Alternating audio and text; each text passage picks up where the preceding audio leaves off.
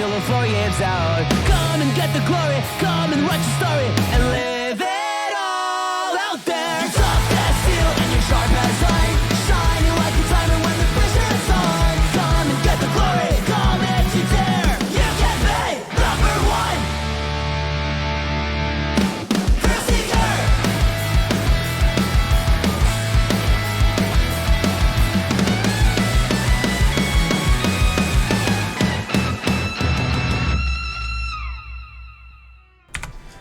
Good evening, or it's afternoon. Good afternoon, everyone, and welcome to the Training Mode Network.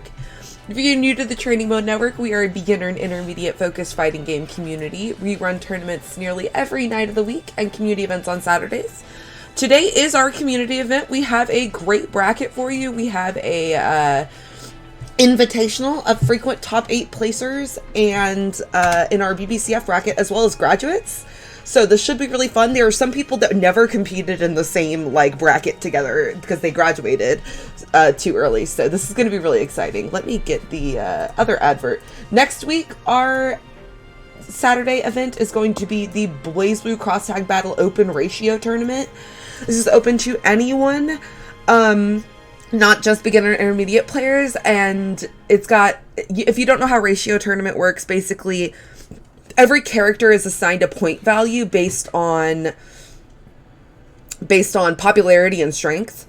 And so the top tier is going to cost 5 points and the bottom tier is going to cost 1 point. And then you have 6 points and then everyone's in between and you have 6 points to build a team.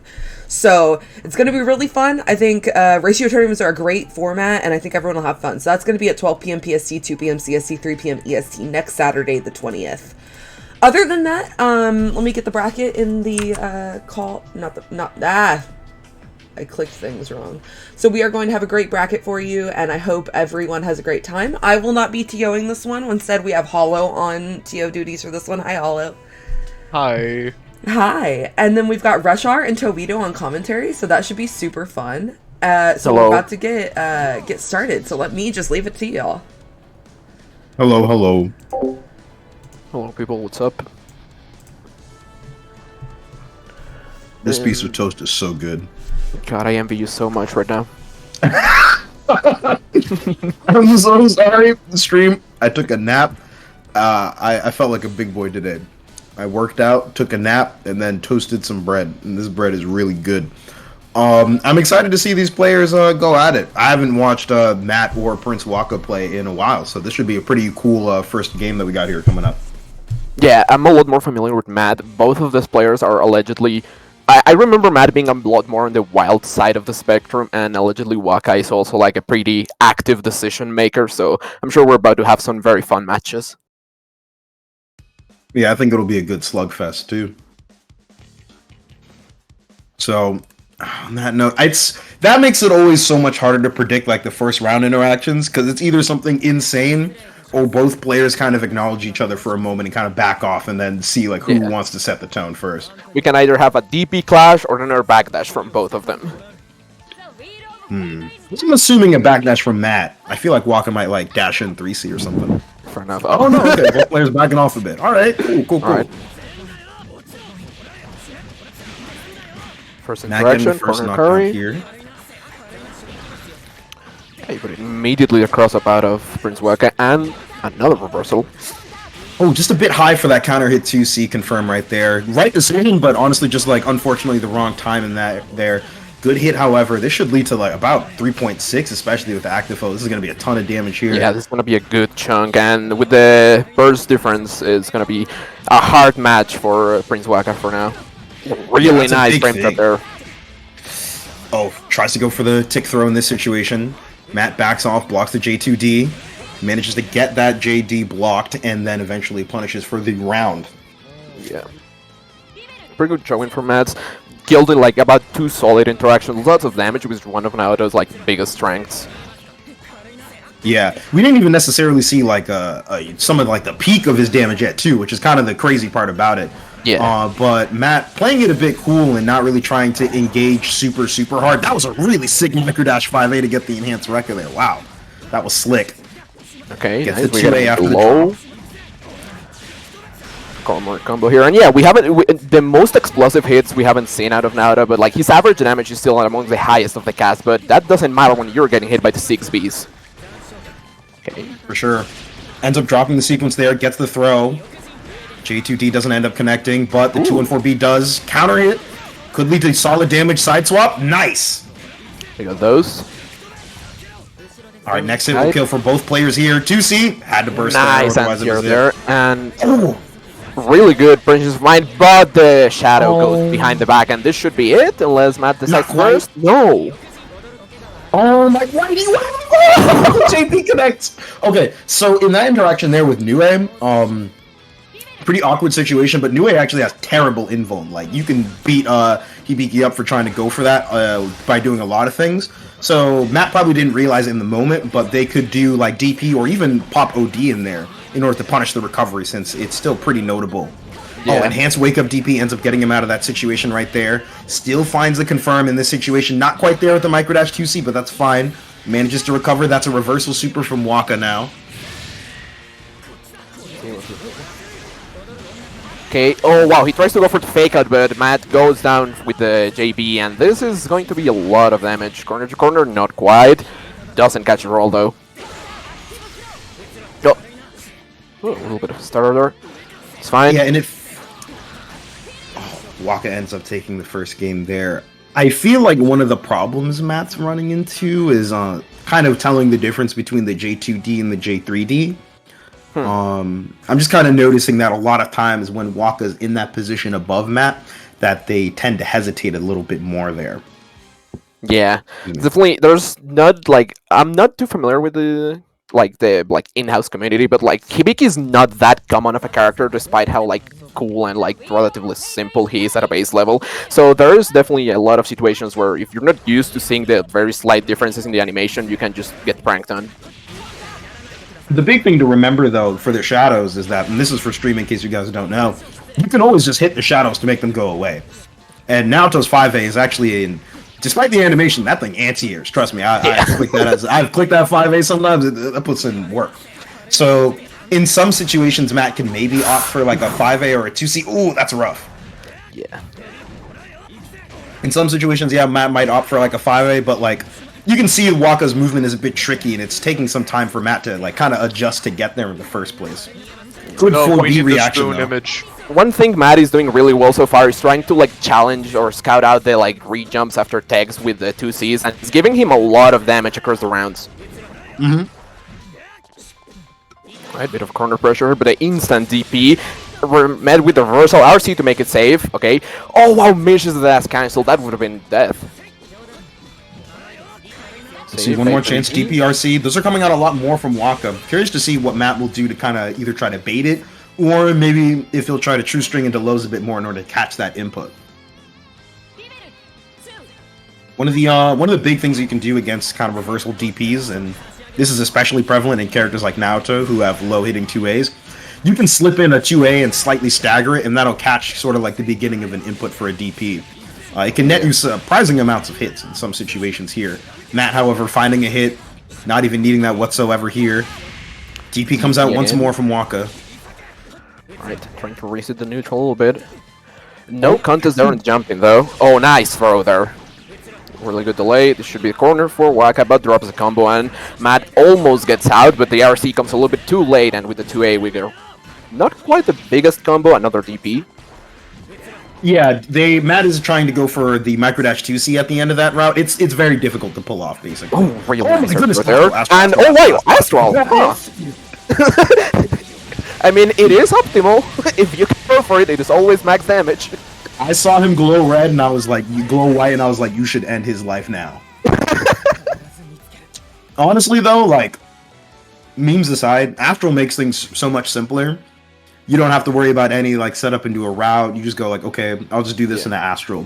Yeah, go ahead, go ahead. Oh, I was just gonna say, Naoto Astral is like obnoxiously easy to combo into. You can literally do like 5AA Astral, and that works. Yeah. Like you just have like so much random stuff that goes into it directly. So. Alright, this is 1-1 for each one. Let's see what the round start is. Alright, a lot more aggressive in the round start for Prince Waka now, and the catch with the JC. stopping the dive there, but the 2C reversal forces the burst out.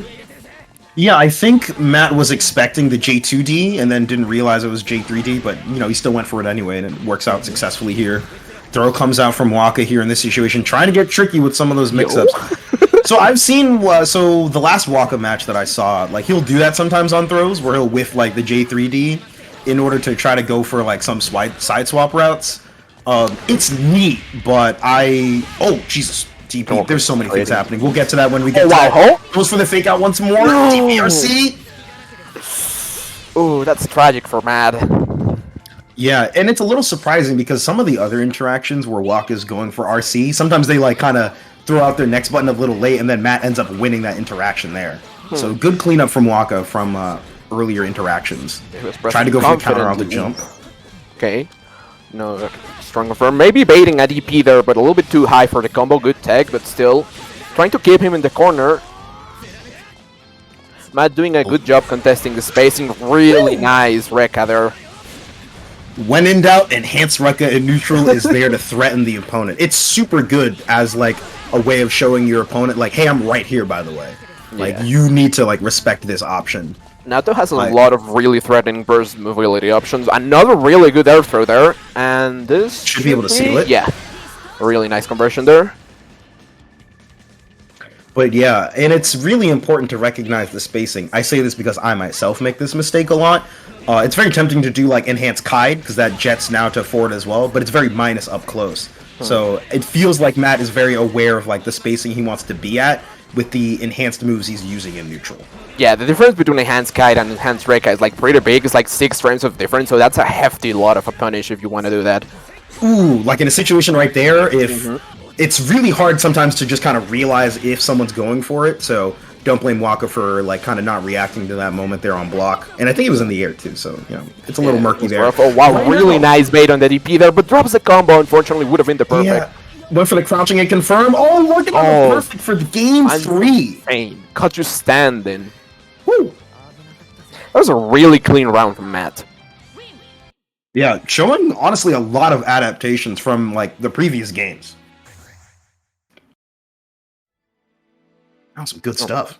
Yeah, it's gonna be it. Matt takes it 2-1, and yeah, I feel like we saw it wasn't as like wild. There were definitely some like scrambly interactions, but it felt like a lot of the time both players like knew very precisely what they wanted. There wasn't like a lot of just randomly swinging, trying to force chaos into the situation. Both Matt and Prince Waka were doing some very good like controlling the space and stuff like that. Very neat routing. Waka was a little bit more heavy on the reset attempt, but hey, if that's how you like to play, Hibiki is definitely one of the characters that allows you to do that. Yeah, I think it's kind of a matter of, it's always a matter of, does it work against this opponent? Is this viable? What's the guaranteed damage that you're losing out on? Because Hibiki's Oki is also like quite good off of like a lot of Azuna drop situations there, but again, that's a long explanation for another time. But yeah, honestly, it was really exciting to see. One thing that I thought was really interesting was kind of as you noted, right? It was not super scrambly heavy. And I thought the kind of the basic defensive interactions of Waka introducing more DPs later was neat in the sense that we saw Waka started to get comfortable and understand a lot of Matt sequences and opt for a lot more DPs. And we could see Matt like try time and time again to like make that final adjustment so that things could click. And it sort of clutched out for him right when he needed it most, almost in that like kind of game 2, game 3 situation of finally getting that bait and blocking it out there. Yeah, definitely. Another thing is like a lot of the DPs, Waka was being very dutiful with his resource management. A lot of the DPs were always accompanied by the RC, so the risk mitigation in that defensive option was also really well played, really well figured out.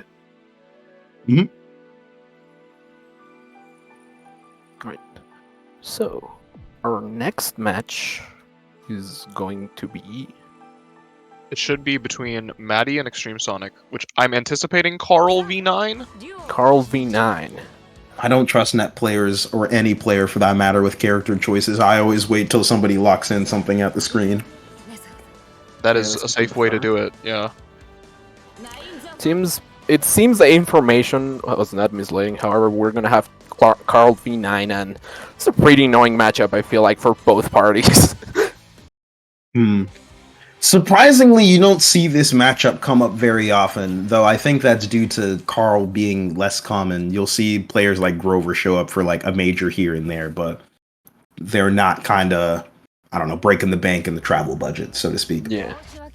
Surprisingly, 9 either isn't that very common. There's like Julio and I think Tuxedo Mask, and I don't remember who else plays 9 at like super high level. There's Julio, there's Tux.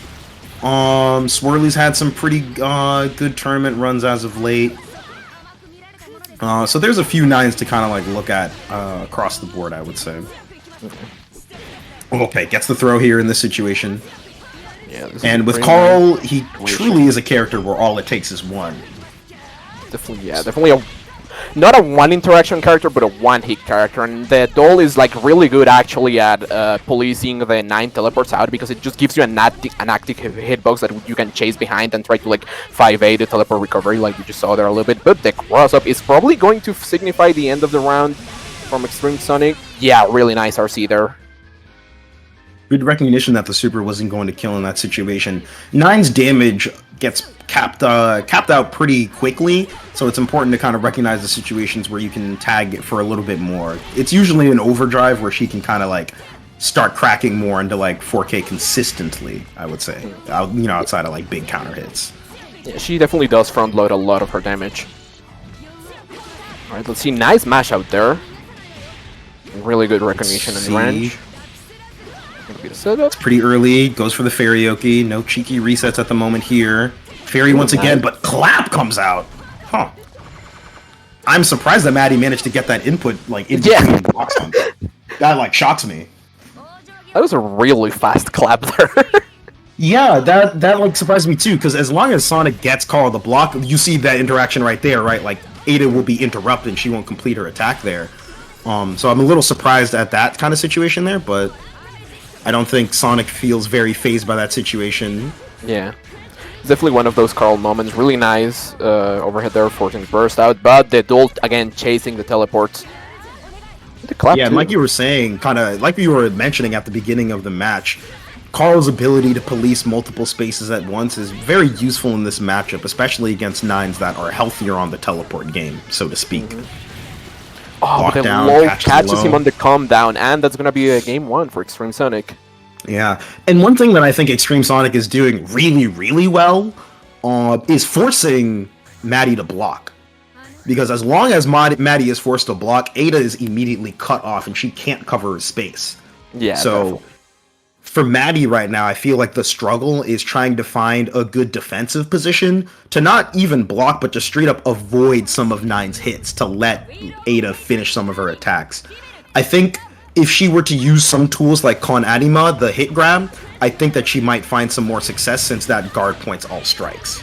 Yeah, that's another thing, because Carl is a character that, despite not having like super high like defensive options, is like recognizably slippery. The like huge range and the really good positioning that Extreme Sonic is doing is making that like defensive movement out of Maddie really hard. But that doesn't matter if you don't get to move at all in this situation, the mid-screen sandwich. That was the most beautifully disgusting sequence I have seen. Please do that more, and I am not joking.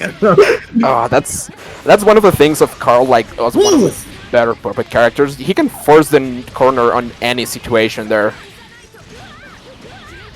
Come on, this is actually dead. This is double super.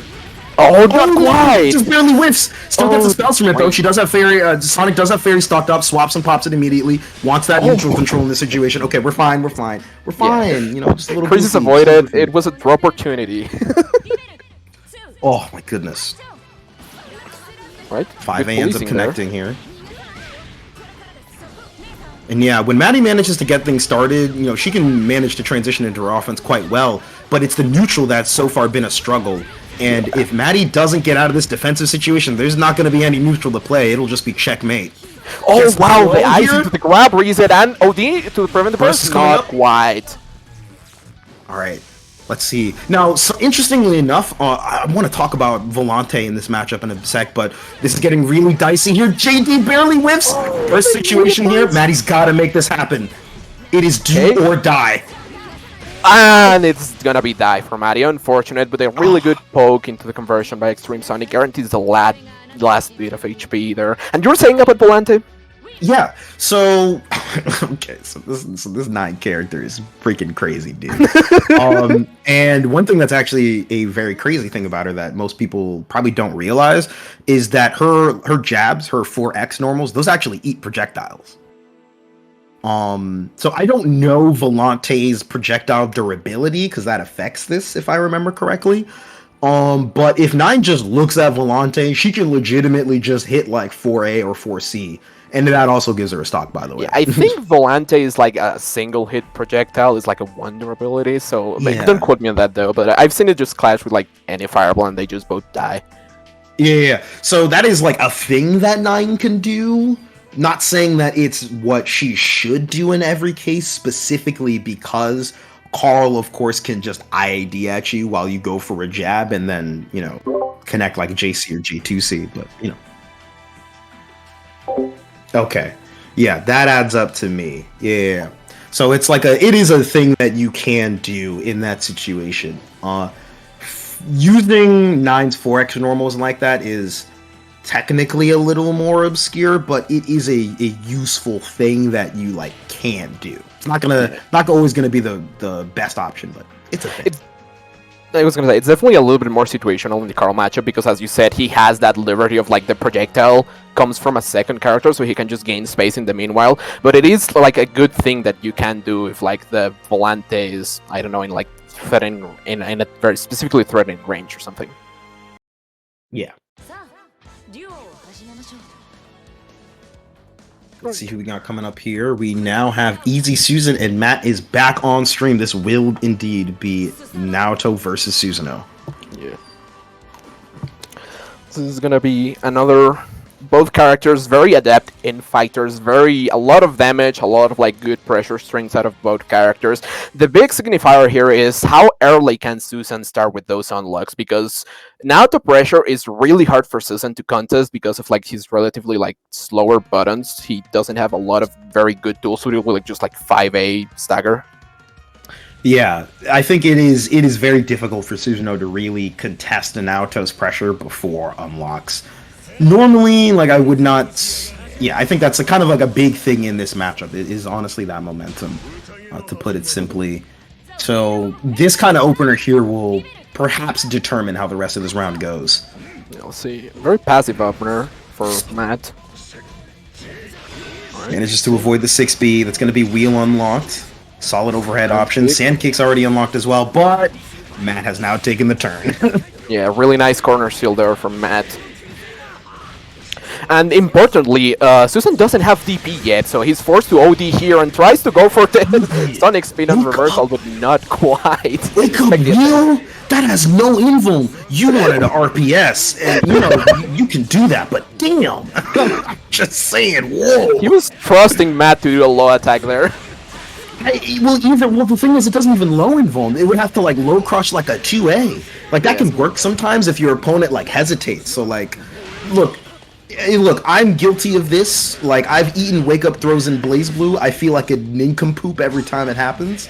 But when I see other people do it, I'm like, oh, God. Oh, jeez. Definitely what happens, but Matt definitely, like, had a solid grasp on that round there. Didn't let EC get any momentum whatsoever. The two stocks really nice anti-air, though an extremely good conversion.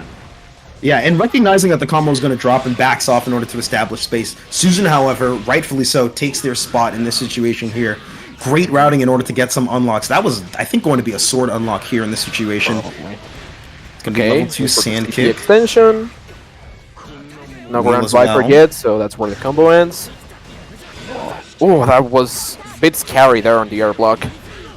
Good defense from Matt, navigating out of that situation safely, using a lot of the barrier to push Susan out and prevent any case of, you know, getting tagged by some of these staggers. Susan's grounded normals cover a lot of space, so it can be tough jumping out of there, especially when you're dealing with 6B pressure. Wow, Jesus Christ, this routing from Easy is just trying to squeeze out every single tick of damage he can, but the DP doesn't care about that. And really nice bait, though. Is the burst gonna come out? Not quite. Likely not on this confirm. This isn't going to kill. Oh, okay, ends up popping it. This is going to be a little risky, but converts off the real hit like that. Really nice. That was high. I wasn't expecting it to have much hit stun.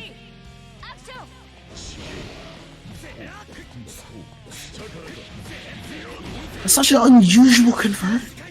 Yeah. I was like, huh. I was like, I guess you can do that. I was like, I just Yeah, haven't he's seen definitely the very A aware of yet. screen-specific routing too. Mm-hmm. Okay, Alright, nice. 5D on DP block. out. Into the throw. Alright, you can swap sides on this. Enhance Rekka, DP. Alright, let's see what we get for our knockdown.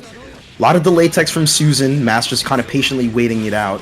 6A will connect here. If Matt pops OD, doesn't get the 2C. Oh wow, the frame kill into the OD. Nice, super good sequence to kill there. Yeah, wants to reduce the amount of time it takes so that there's no chance for Susan to get a burst out during the OD, after OD ends there. But yeah, I think Matt was, in that combo, was trying to do 2C, probably like 2C 5D OD, because then that would have just led to death as well. Just kind of one of those things that happens. Yeah. Oh boy, yeah, this has been a very interesting set thus far. Yeah, definitely. Definitely feels like I said, like Matt seems to be like generally more in control just by the nature of like Susan and Naoto, but like if Susan gets a single hit, then like this is gonna be a whole lot of damage. Yeah, right on cue, dude. What, is there a teleprompter or something? Fuzzy jumps back, trying to be cognizant of Matt's DP, but that hesitation is going to cost a bit. However, correctly mashing after the second hit of Rekka right there. It can be sometimes like a little risky, because, you know, Naoto RPSing on Rekka is always an interesting time, but second hit of Rekka is not super bad. Should be able to finish this off, actually. Wheel into 2D? Yep. 5D, yeah. And yeah. Both characters really a lot of explosive power, so definitely a game of inches, even though it doesn't feel like it. Oh, Matt trying to RPS at the last hit of Rekka right there. Susan correctly punishing her in that situation. Gets a couple of unlocks in that situation. I'm curious to see if we're going to see a Wild God press come up. Oh wow, the clash with the 2C, no! God. Whoever Good tells God, you I that love move is Naoto. bad Jesus. is lying to you. Yeah, it's bad in some ways, but overall it's a good button. It's just one of those weird things. Yeah, I know. Alright, OD available for Matt here. Shouldn't need to use it, depending on the hit coming up here. Backs off, gets the 5C. No dice, however, on the follow-up. Ooh, gets 3C caught by connects. the 2C there. Yeah, I wonder if Matt's trying to fuzzy jump in situations there. Susan 3C. Oh, he used his eyes, he's got it! Oh my goodness. EMP Sway. Oh my god. Yo, the cross-up That does combo. And 2C connects hit? once again. Oh my god. That is the pure definition of ambulance, but not for me. Yeah. God, there was a couple of crazy interactions there in the last couple seconds. Yeah, that was very nuts. It's easy to... Whenever either of these characters click OD, I just am always scared for my life and well-being.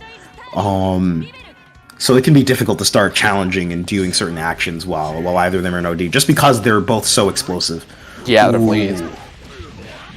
Really nice jump in there from Matt, getting the first big opening, although decides to drop the combo there, but the counter hit drive, it's gonna be a decent chunk of damage, a little bit. Oh, another drop. Yeah. Solid blocks in this situation, but it's going to lead to a couple of unlocks for Susan. Oh my god! We're RPSing. This is We like to play Madman. rock, paper, scissors around here. Oh, wow. Because that's the thing, like, when you're not used to people that just do minus thing into overdrive, you have to understand that they are a killer at heart, and you have to just be cautious. Like, oh my god, too worried about the DP. 2C ends up coming out from Susan. Could have been Really nice anti-air there. legitimately Oh, could have been a gosh. DP input that got reversed. Although Yeah. maybe you would have seen, like, yeah, no, it would have been that. Okay, OD, here, but it's drops the not OD quite combo, work. and I feel like this is not gonna run too much. Single hit of drive during the OD, that's definitely not what you want to see from Matt. Counter assault out, counter assault out, counter assault out. Yeah, there it is.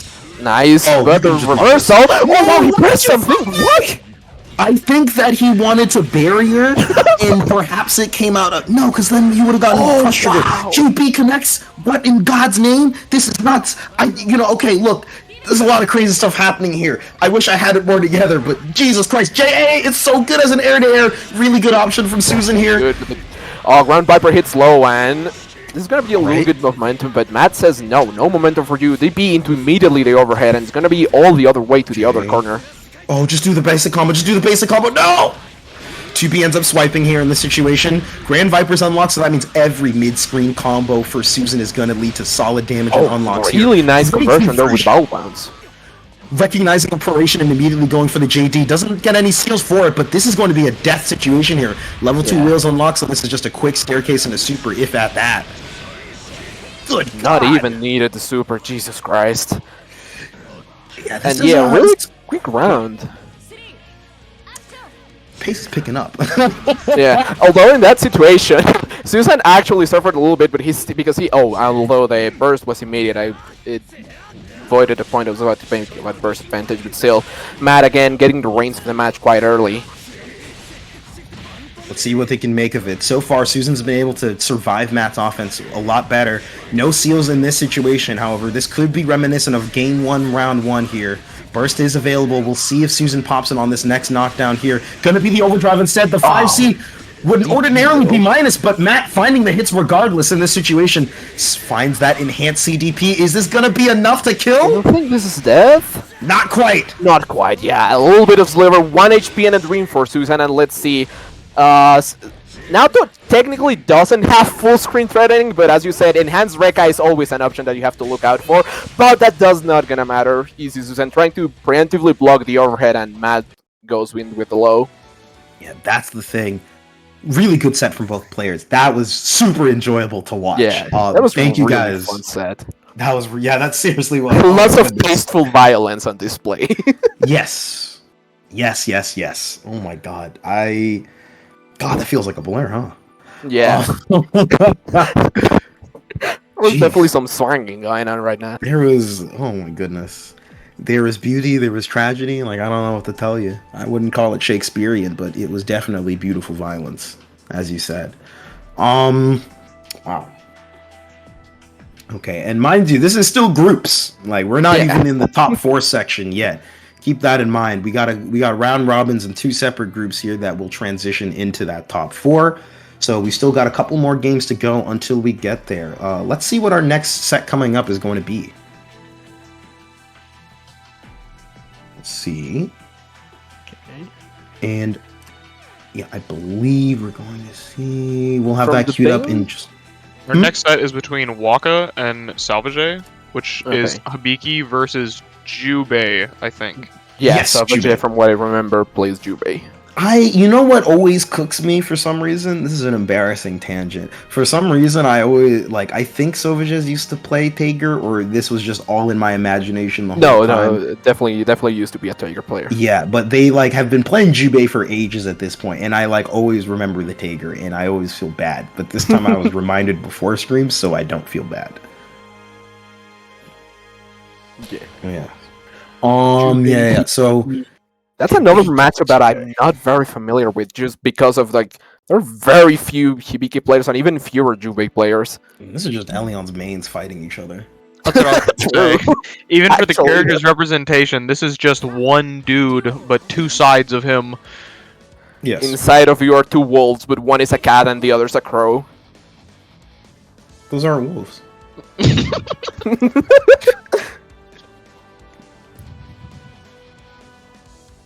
Yeah, I haven't seen Sauvages play in a little bit, so I'm curious to see kind of what's changed with them or what's new with them. Waka, of course, we saw earlier on stream, had that blazing set versus Matt, so curious to see how this will play out against the Jubei.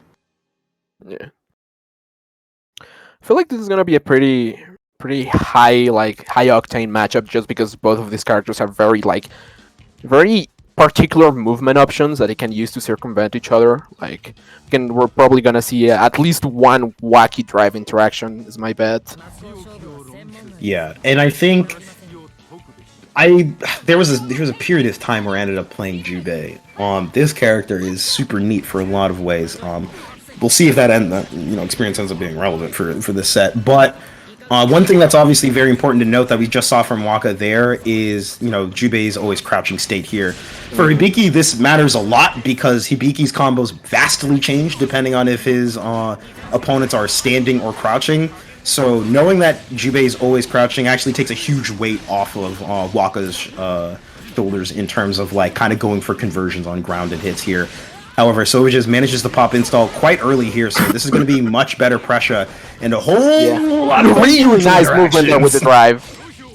Oh, that was clean. It was looking bad for Savage at the start of the round while we were doing a little bit of explaining, but definitely the install, it gives Jubei a huge power boost, and a little bit of drop there, but really nice DP. Not quite death here, but the DP again goes through the EA.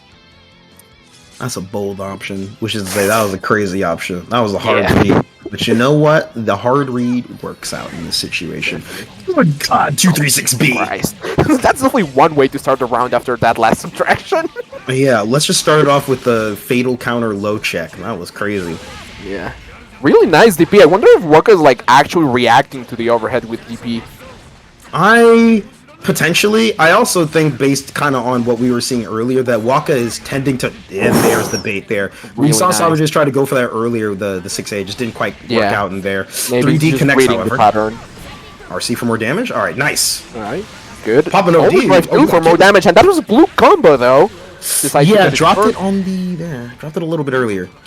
Always remember... Whoa! They both just jumped together. Okay, that was an option, but immediately run up air throw, and with 100 meter, maybe this is death? Oh, this is definitely death. Let's see. Yeah, no it goes drops. for the air super here, RC if you need to. Yeah, should be that, yeah. Yeah. Oh, goodness gracious. I feel like I do that so much myself where I lose an air interaction, and I'm like, you know what? I'm gonna air throw you now. Immediately just run up air throw, yeah. Yeah. I feel it. Definitely an angry option. It is. And depending on... Oh, God. 5C just barely connecting at the end there. A couple of awkward hits. Difficult for Sovages to confirm there. Oh my god. Again, in the air, the hit. Not quite there, Jeez. but the... Oh, Jesus Christ. That was an DP. that got crossed up, yeah. Yeah, that was definitely a DP. Oh, that's actually real unfortunate with the pink throw, though. And they tried to counter, I think. I don't know nice if that was an cross up, accident. but the DP again, and Savage is gonna have to start changing up the timing of those overheads because Waka is definitely on top of that. Yeah, I think they've just been recognizing a lot of the gaps in DPing as they should through them, and despite Sovages kind of showing a few hard reads with the 6A there, 6A is very risky in general as Jubei to kind of throw out in your own pressure. I think it is very, very difficult to kind of find the right positions to do that. So I think if they either opt for some more jump cancels in the barrier, or if they simply just kind of back off a little bit more when Waka doesn't have meter, they'll find a bit more success. But right now, it's just been a bit difficult for them. Waka definitely not one to be discouraged by negative interactions, though. Likes to keep the pressure low, but the mash out enlists the burst immediately, and another counter burst trying to keep the corner here for Savage. The throw, though, not quite the side swap.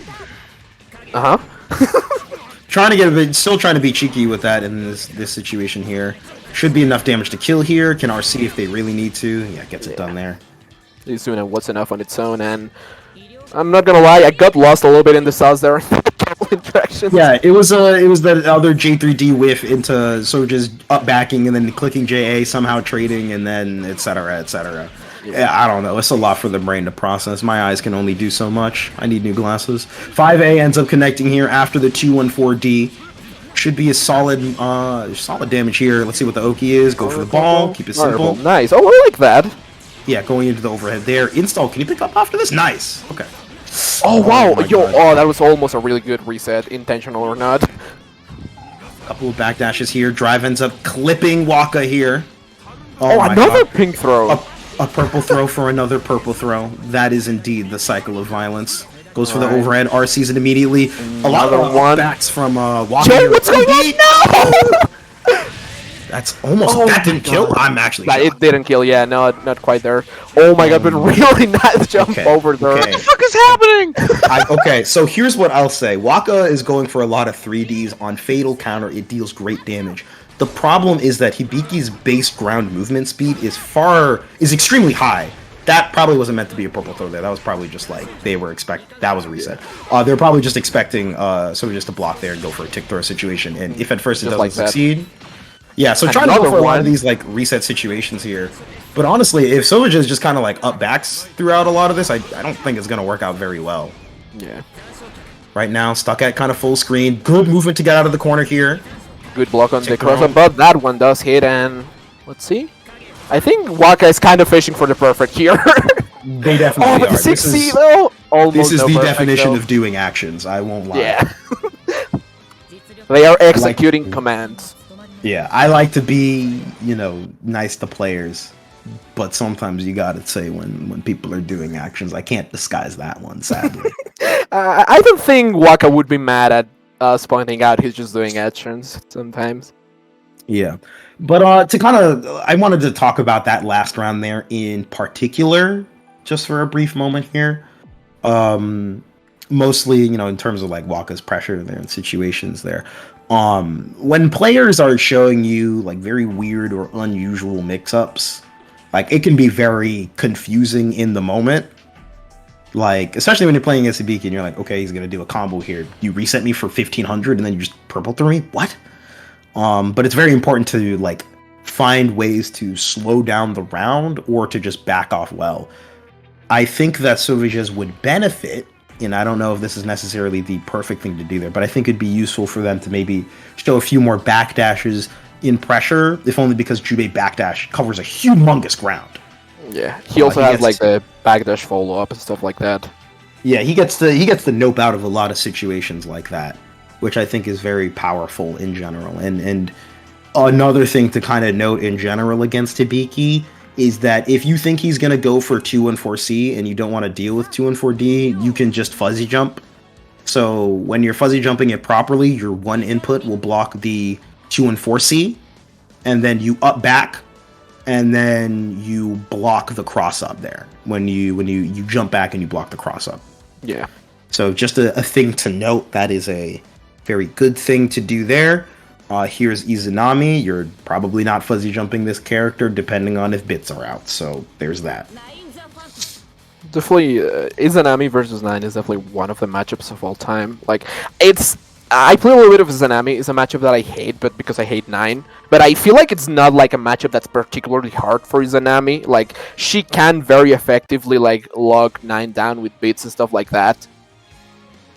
Yeah, it's an interesting matchup here. So similar to the other top tier matchup featuring 9 that we saw earlier with Sonic and Maddie, a lot of this is still determined by neutral interactions, and particularly Izanami's movement and how 9 interacts with bits. So if there's anything to watch, I would say just check out like how Sonic moves around bits and how Sero tries to avoid getting clipped while going for float or setting bits in the first place. Yeah. That's one thing that Izanami has to be like really careful too, is like while bits are deployed, like Izanami cannot block, so 9 can sometimes just like pick you up with a random long range normal though, but it doesn't seem to be what's happening. The really nice pressure there, Izanami trying to erase the bit with the jab, but doesn't end up working out. I can't tell if that was a masher, if that was to eliminate the bit, but my jaw like dropped for a moment there. Teleports out of the Oki in this situation here, blocks the cross up, but how many overheads is it? I can't even count them. That was 2 overheads cross up, and that's gonna be a really quick round for Seer. Yeah. Sero, from what I understand, I remember seeing their very first sets I think I saw their first sets in Boston Blue Beat, and I was like, who is this person? Like, they're new, and they're like, this is pretty good, actually. And then a bunch of people in chat were like, oh yeah, like, they were placing really well, and they, like, won a TMN bracket, and I was like, oh wow, that's, like, kind of nuts. Yeah. Always entertaining to watch them go at it. Bits are set, and you can kind of see how Sonic is sort of jumping up and trying to position themselves for, like, clipping Izanami maybe with, like, a JC here. I think certain normals like 5B for 9 would be really good, but Godhand honestly putting in so much work. I think that's a really cool choice. Godhand is definitely a cool option. Another one is the wind spell, I forget the name, that's also like a really good, just like full screen screw you laser to just like contest bits. Yeah, it's mono wind. I don't know what the name is for the mono. Yeah, who cares? It's just a wind laser. Yeah, wind laser. Okay, I'm gonna steal that one from you. Just letting you know. Solid conversion here in the situation there. Oh yeah, it's definitely gonna be a movie there. Goes down again. Oh, that's so tricky to block. But good maybe pressure there to just like try and contest the full screen positioning from Izanami, and this is going to be a lot slower round. There we go. One thing that's actually really interesting to note about the Navy pressures, we'll talk about it. I think this could be an Astral on that. Not quite the draw, but they're not second 3C. If it worked, why not do it again? And yeah. Yeah. Izanami Astral is hard to get because of the weird hitbox on it, so I understand. One thing that's kind of interesting to note about the Navy pressures is that keep in mind that Navy pressure has like a minimum distance. Once you're within the minimum distance, it won't track you. Excuse me. And it also has a minimum height. It also like does not track your like height. Yeah, it always comes out at the same height. So I think it would be interesting to see if Shadow opts to go for more super jumps to avoid that and then set their bits. Yeah, kind of like that situation there where they super jump set bits. At least in the full screen interaction. You know what? They're already doing it. What do I have to say? Yeah, they're definitely illustrating exactly what you're mentioning here. Really nice conversion there from 5B. A little bit of damage, but the safely set up bits are super important. The command grab though, and almost the combo bit. Bits to stay plus. Alright, nice fake out there. 6C RC low. Oh goodness gracious. Goes for the ball here. Let's see what the Oki looks like. Tries to go for a meaty. That's fine. It's gonna be enough. And I think that was a really good decision there. The last time Sarah managed to get Sonic in that particular Oki setup, I remember Sonic stepped out of it in particular, so I think Shadow wanted to adjust, and Sonic kind of recognized that and said, hey, like, what if they meaty? And then the delay 2B ends up just clutching out. Yeah. Well, right, almost a really good conversion there with the OD. But manages to get it again, though. Not quite the corner, but the challenge there. Not a huge conversion for OD, but that's going to definitely crank up the active flow gauge, and having 30% of your burst available for the next potential round is pretty great. Yeah. Alright. Sonic mounting a comeback here. One thing we've seen Sonic do is do any of the like 3C shenanigans after Rise. Yeah, we haven't seen any. You mean like the kind of the restands or the resets there? Yeah.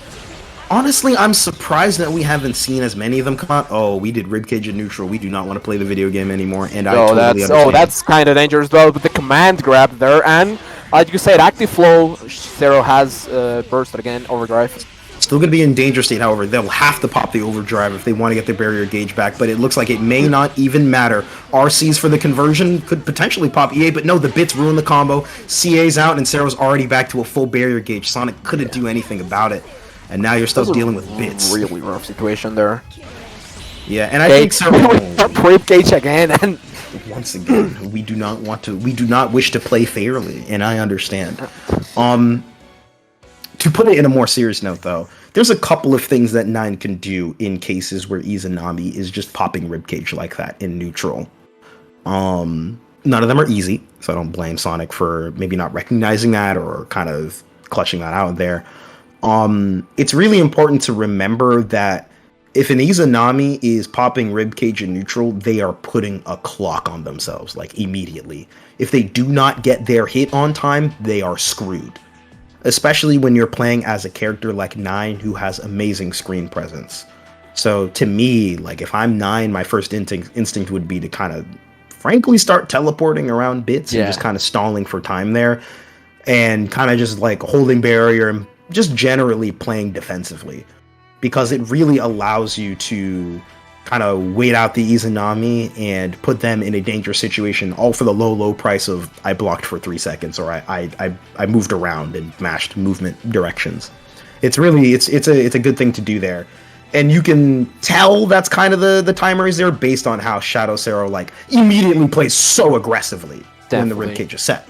You know, she's as powerful as ribcage is, exactly as you're saying, it is a very like visual clear indicator, like very others in the game of like I will go in, so you can definitely use that as your like idea to just like it definitely gives you a cue on how you have to play the matchup for the next however long ribcage has. But besides ribcage, another thing that I've seen Izanami players do, which is a lot more situational, but like the mirror spell, I don't know any of the 9 spell names, but the mirror spell is actually like surprisingly decent at contesting bids, because it's just a thing that you can sit behind and charge other spells or like try and do stuff in neutral and force Izanami to just like move around and try to shoot bits at an awkward angle. Yeah, that's kind of one of the that is pretty notable actually to talk about there. There's certain other things that you could perhaps do to kind of navigate around bits. I think it would be interesting to see if Like, you can maybe set up meteors sometimes, but I don't know. There's a lot of theory crafting there, and Yeah. again, it is all about figuring out how you are getting your stray hits or even making contact with stray normals to generate a couple of spells. So there's a lot to kind of unpack there. It's very, very interesting, and I can talk about it for too long for the stream. Yeah, it's definitely a very theory-intensive matchup. Right now, this is a here- matchup that's it's a little bit simpler on paper. Hibiki wants to go in, Carl wants to kill you by 1,000 cuts, and it's just who gets the best hits more often. Yeah, and I think another thing that's very important in this matchup is Hibiki's ability to move. Yeah. This character's movement is real good. His ability to simply just kind of dash out of situations, and just his JBB. God, his Lucy, 2BB, what are that you button. blocking? Oh my god, we're hitting buttons. Forces the block so that 3D ends up getting stopped from Ada. That could have been disastrous otherwise. Lucy's in a very good position here. Yeah, CA, this so far not has quite been a there. very impressive round for Lucy. Like, that defense for the whole Carl string was super impressive. Yeah. Has so much meter as well, so they can just pop CA kind of whenever at this point. And it looks like Maddie's trying to be a little slower with some of the offense there. Counter Rate right there. ends up coming out. Oh, Oh, the no. full bait on the DP, and this is a rough situation to be in. This is death, actually. Yeah, this is death. This is Yeah, punch this- super. Oh, No, it's no, dead. not quite. Oh And- my, huh? Oh, Oh wow. no. Okay. Lucy tried to go for the J2D or J3D in that situation there. One of those situations where I think she was expecting Carl to just stay down low, and so she did not protect the space right in front of her, and instead wanted to cover it onto the ground. Yeah. So Well, I can really see nice the intention there, right just there. doesn't end up working out there. Don't forget JBB is a silly normal. That normal makes Arakune players cry. It's so good for Hibiki. Enough meter to CA out here, but it looks like Lucy's just comfortable blocking, but with Ada backing wow. up Carl, you are going to be stuck there for a And while. finally, the burst comes out for Lucy. Maddie has been trying to put that burst to use for a long time now. The 2A. Yeah, It's- and in matchups like these, well, any matchup against Carl, you're so encouraged to use burst simply because Carl's win condition is that strong. Yeah. And for Hibiki, that can suck simply because his overdrive allows him to cash out on so much damage and provide high damage threat. Oh wow, that was a nasty setup there by Maddie. That was actually really close to the timing on Volante. Holy crap! Yeah. That was really good. That was an extremely tight setup. Really impressive there. I was like, Volante's coming up. Surely Carl will simply remain plus and not do something messed up. Lo and behold. Carl does something messed up. More news at 11. Honestly, true. I love him for it. I love him for it. Genuinely. Oh, Little boy gaming, dude. little a gross laugh. Lost the drill in this situation there. I think Yubiki can low profile drill straight up with 2BB. I know Bullet can low profile with 2B, which usually means Hibiki can also low profile with 2BB. Yeah. It's very low. Pretty early cash out there in the overdrive for Lucy, trying to establish a life lead and maybe play a little bit more defensively, try to force the mistakes out of Maddie like we're seeing here. Auto-correcting command normals. DP ends up connecting just barely here.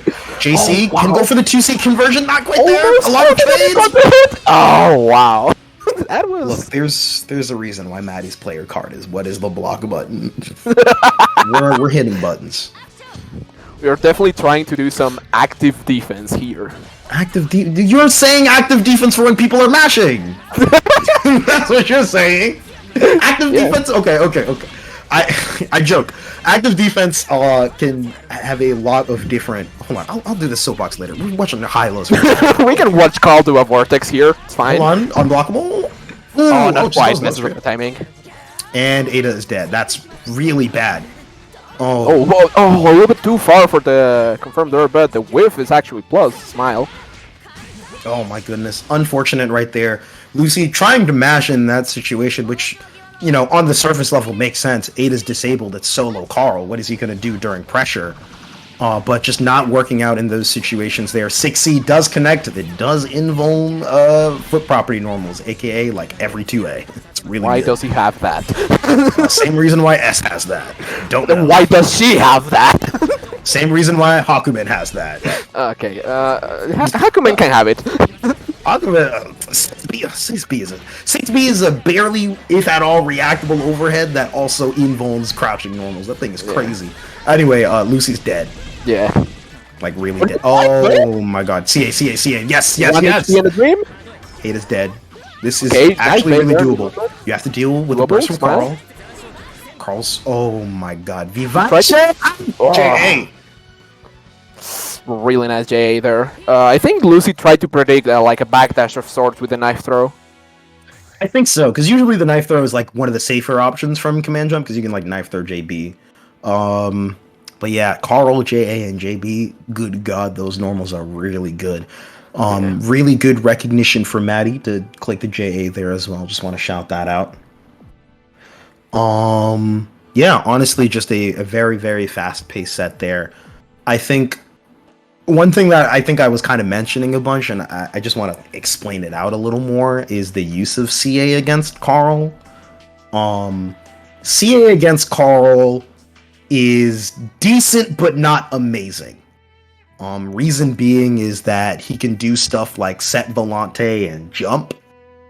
If he's reading a CA, and you know, Ada's kind of always around to make CA situations very funky unless you force Carl to at least block.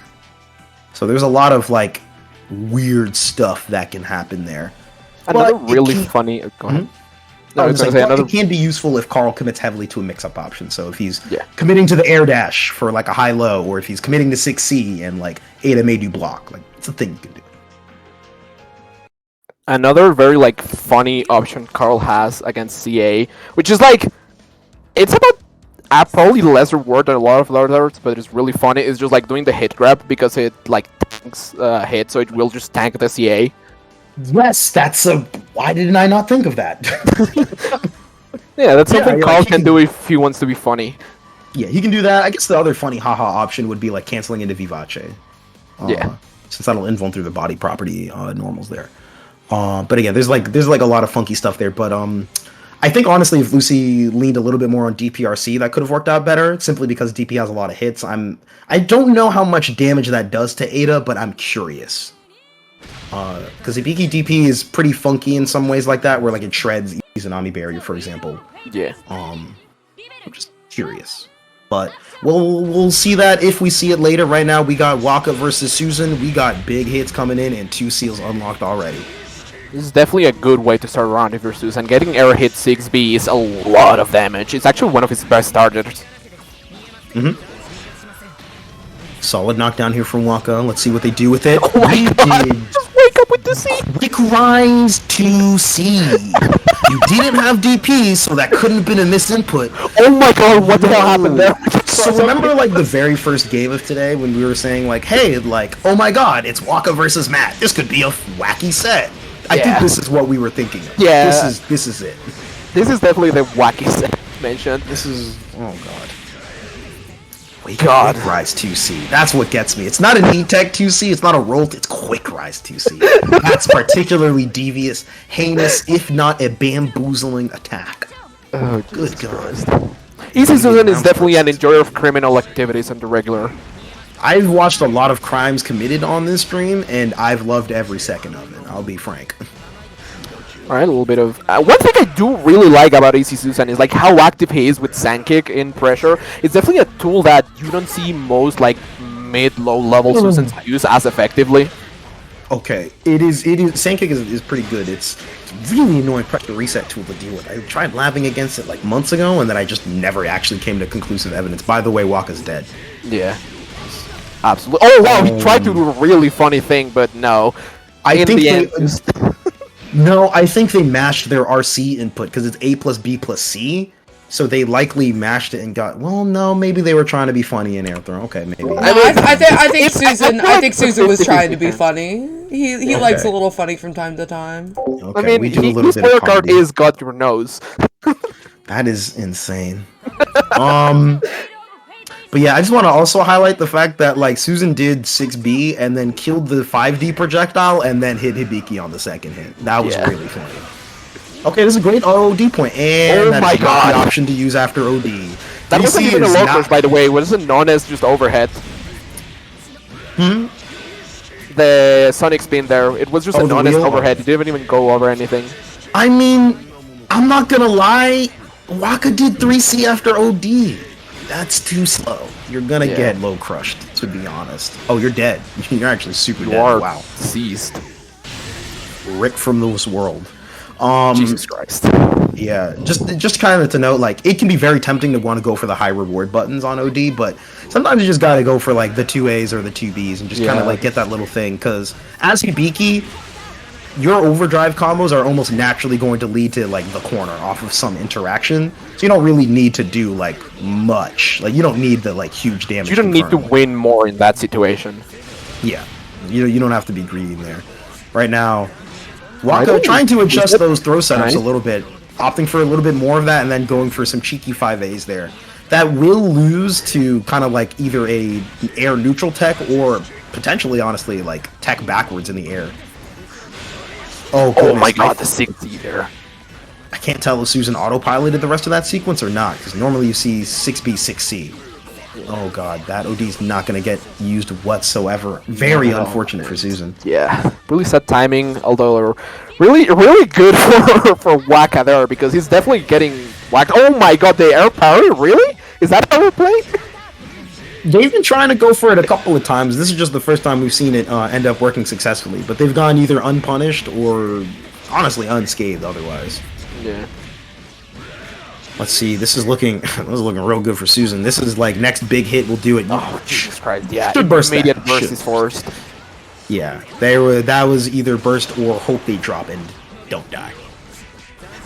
Yeah, still going for that tech setup. Yeah, it looks like you just got a neutral tech there, and the tell there is big enough if you have enough time kind of like working through that. Like whenever somebody throws in like a 5A in a weird sequence, like I'm always assuming that there's something afoot. Oh wow, really nice dive kick RC there. Not quite gonna be able to kill. Oh wow, it is. I'm a liar. It's fine, I was also not sure if it was gonna kill or not. Yeah. He survived with a pixel. Spray tag on the damage scaling there, but really good like pullback on the round by Waka. Yeah. I think it's very important to remember, kind of, if you're Susan, like, if you're seeing, against any character, if they do a combo and they suddenly do, like, 5A while you're on the ground, they're gonna do something. I play against Richter. That man does resets, and then he does IED air command grab as bang, and I feel like an idiot every time. Every time I play him after months, I eat that. It's really, it's actually kind of funny. But yeah, just in general, like, that's usually the alarm bells for something possibly happening. Yeah, that's a shenanigans alert. Yeah. All right, 6 really nice. Oh, but again with the 2C. No. Yeah.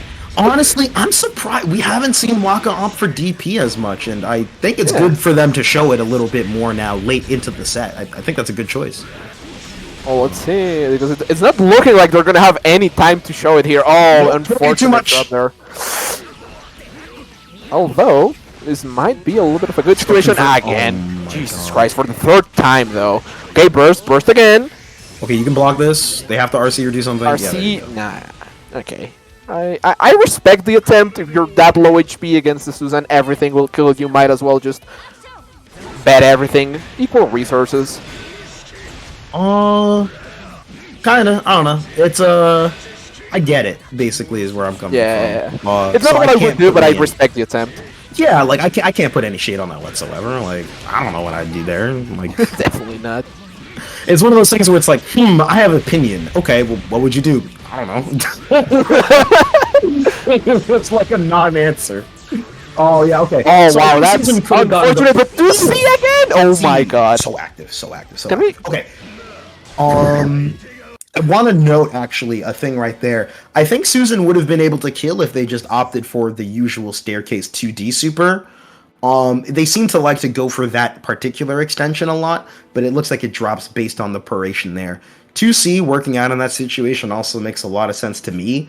and kind of in general as a tool against J2D, specifically because the head invuln takes a while to kick in, but it's very active and big, so you have some chances of clipping Hibiki after he falls from a J2D, and if he goes for a J3D, you're probably hitting them because, frankly, both versions actually have a decent amount of startup attached. Yeah. Susan 2C is unironically a better anti-air against cross-ups than it is against normal jump-ins. Yeah, so it's just one of those things, right? Like, as a reaction tool, 2C, not as good as some other things that you can get. The numbers don't lie. But as a tool when something is a bit more predictable or you're calling something out, amazing. Yeah, 2C is a very good wall button. Yeah. Alright, Looks like we got... Setup versus Maddie. Ooh, cool. Carl Izanami. This is gonna be a really cool matchup, and by cool I mean like if either of them get a single good like corner sequence, that could just be the round. Yeah, it's one of those situations where both characters' win conditions are just like absurd.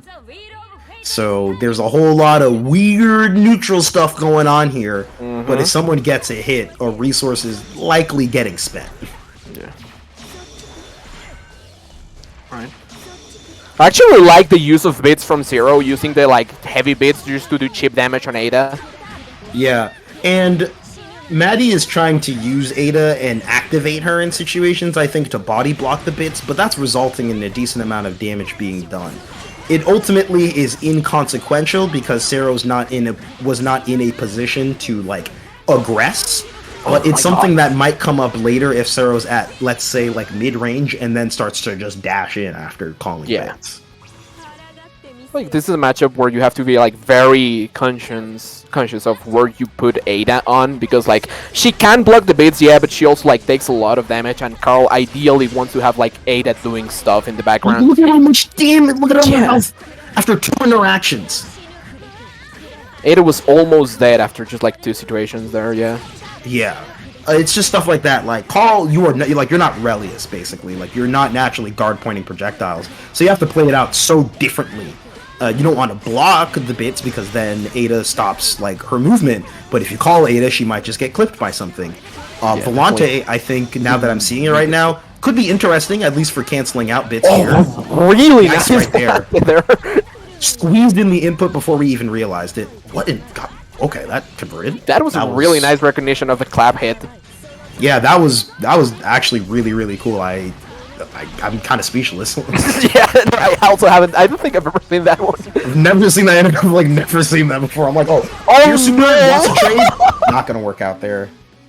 Oh, unfortunate situation there for Maddie. Really, really valiant effort there. Yeah, that was. It's just. It was. I agree. That's all I can really say there. Curious to see if Maddie will be able to make some adjustments right there. It felt like, both players recognized sort of how they want to structure the matchup and just played out neutral. But ultimately, Sero managed to win so many interactions that they could simply overpower Maddie. Izanami does have that power of kind of just like passively winning interactions. Oh my god, the low profile into the TV. That was disgusting. Not be legal. Somebody clip that. Somebody, please, for God's sakes, clip that. Should not be legal. That was the most disgusting thing I've seen. Look, I played Bullet. I get it. I do that to other people. I low profile the Ragna 6D once. Life is crazy out here, but that was absurd. That was really crazy. Yeah. Jesus Christ. Also, and that's another thing that's like really interesting in this matchup, because for Carl on defense, it's actually like extra cringe because some of Izanami's best pressure buttons are lows, so the roll just gets clipped and you die even harder. Yeah, like her ability to flex empty float low is pretty nuts. Tries to go for the 6C, immediate counterassault right there. Oh, really nice CRM there. Oh my goodness. Great usage of CT that should net the kill, actually. That allows for the extra conversion. Not enough. But the overhead? Yeah, overhead. It hit overhead. It was the... it just was weird because of the barrier animation being on there in my screen. Yes. Sero tried to go for an aggressive air throw, but we've seen Maddie do a lot of work off of sandwich situations, even at mid-screen. Yeah. Oh, okay. A little bit of We're going to loop the Oki once more. 2D Oki, goes for the low. And this is what Maddie's been doing a lot, trying to be very cheap on doll gauge by looping pressure kind of like this. Yeah. I see the RC there. I'll give a note on that in a moment, but Ada's disabled, and this is gonna get dicey. Really nice anti-air though there by Maddie, and even though Ada's disabled, the life difference is pretty generous so far, so you can just hold out for a couple seconds until Ada comes back. Oh wow, Volante again. About that burst, but it ends up working out for Maddie. I guess, Jesus, I'm gonna end up having a list of things to talk about afterwards, but this is already pretty crazy here. Burst advantage for Sero. Jesus, I like the use of drill actually. That's drill is a pretty good aggressive option there. Oh, a little bit of a jitter there. Okay, gets clipped low here. Izanami OD getting spent. Pretty great for Sero here. They might even be able to pop active flow later on in the round in order to help them seal the deal. Right now, Manny has to find Izanami puts on the screen is kind of like really hard to deal with. Yeah, it's pretty overwhelming, especially when like you're kind of not used to it as much. It's something that is hard to kind of talk about in fighting games. Oh my God, 6B. Speaking of which, Jesus Christ, and yeah, like, this is. Oh God. Just to kind of expand on that a little bit there, with Sero taking the set here. Like the barrier flash plus like the spin genuinely makes it hard to tell what's going on afterwards. And on top of that, the meteor and the blue flames, it's like that's one thing that a lot of set play characters have, that it's an added bonus on top of like the already like occurring mix-up. It's just like the visual noise. I play Kokonoe, so I definitely am very happy about visual noise. Because like stuff for Kokonoe, stuff like Super Bowl or like the lightning trap, stuff like that, just on top of the mix-up just makes the visual recognition of the situation that much harder. And for Izanami is much the same. Her mix-up options by itself are basically just like high-low, really tricky high-lows, but in the end high-low, so it's not like she has like that insane options, but the mental stack of like, oh god, I'm in the corner on top of his and Izanami's on top of me, and all the particle effects going on can genuinely just like take you out of your like comfort zone, even for the best of players. It's definitely a big thing to note here. Another thing that I wanted to kind of talk about was the usage of OD. For Carl in particular, you don't often see his overdrive. Just kind of based on, I don't know, just character. You usually just see him burst, and then he gets into his wing condition and kills you anyway. But Carl's OD is very useful because it regenerates Ada so fast. So in kind of that situation in the round 2, in that last game there, in game 2, we could have potentially seen an overdrive from Maddie in order to get Ada back up quicker and actually have her around to cover in neutral. Especially due to the increased movement speed that Ada gets. Like, she can kind of use her presence a lot better and threaten at better ranges. Just a thing to kind of note there. And additionally, I don't know if Maddie already labbed this, and this is more so just like, I'm curious if this works. But typically in Carl combos, in like looping unblockable situations, Carl uses Crush Trigger in order to help Ada regenerate more health in order to unblockable loop you more. I'm curious to see if that will work from some of the pickups that Maddie's doing when they loop some of the mid-screen mix-ups there. It could be a thing that's useful. Carl's not usually spending a ton of meter. So it just could be a nice thing to extend that even further, because that seems to be a strong thing that Maddie has, so could enhance that maybe. Anyway, completely different side now. Yeah. On the other side of the spectrum, though, where we have more of an honest everyman character, Hibiki, and Sardas definitely plays a lot less wild than Waka, trying to just like make her way back into the 9 zone. See, bit of pressure here. Okay, we stuck the rock. Okay, that's nice. I like that actually. Not immediately going for the rock, because like against 9, if you know like the spell combinations, you can literally just like react to rock as a layer 1 stuff when they should have it. So stocking that actually like gives you a pressure reset, quote unquote, if your opponent is good enough that they're just reacting to rock by spell counter.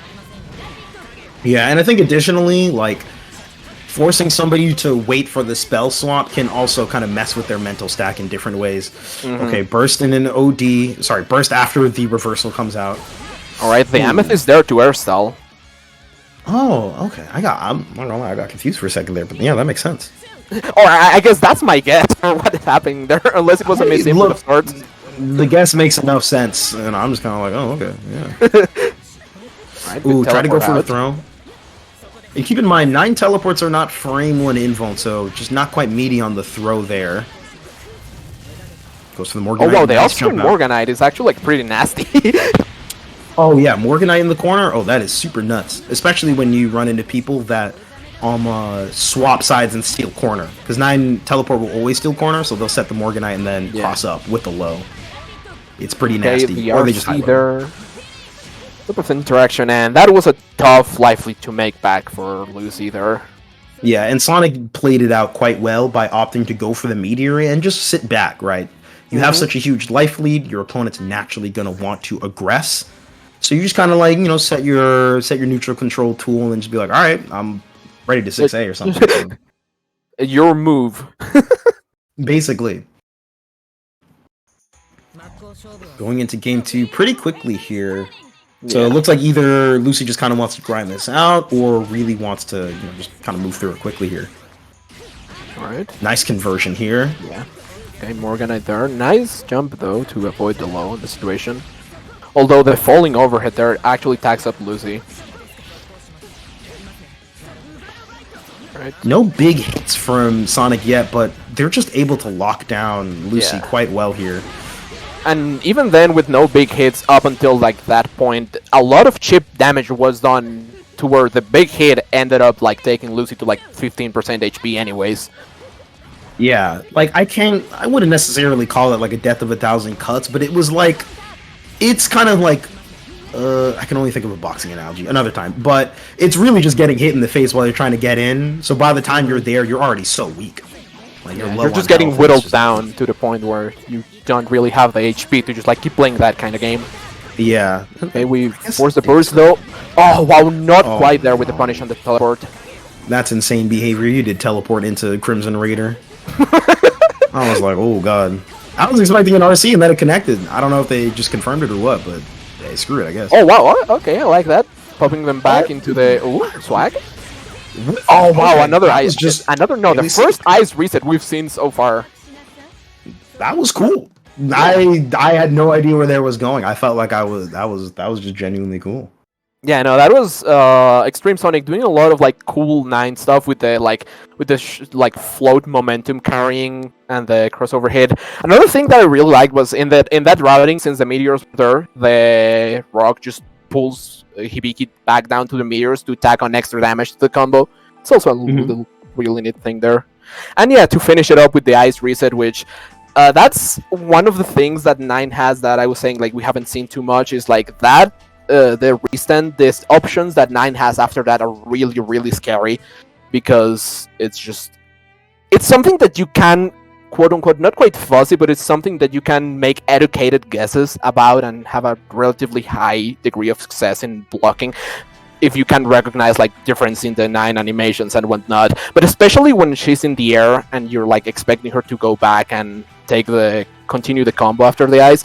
If she has rock stocked or if she's about to get rocked, you definitely have to be looking out for that. Yeah, and it just seemed like it was a bit difficult for Lucy to overcome there, but I think on review there might be some interesting things to figure out. Yeah, definitely. Lucy's generally fun to watch, and I do enjoy watching her play around there. So hopefully we'll see her, you know, in the future TMN brackets here. I think we are closed up with our group stages now, after everybody has ran their 3 games. So for the top 4, it looks like we have Matt and Shadow Zero in winner side, and then we have Sonic and Susan in loser side. Alright. Matt and Shadow Zero is gonna be an interesting fight. I don't know how this goes. I'm not gonna lie.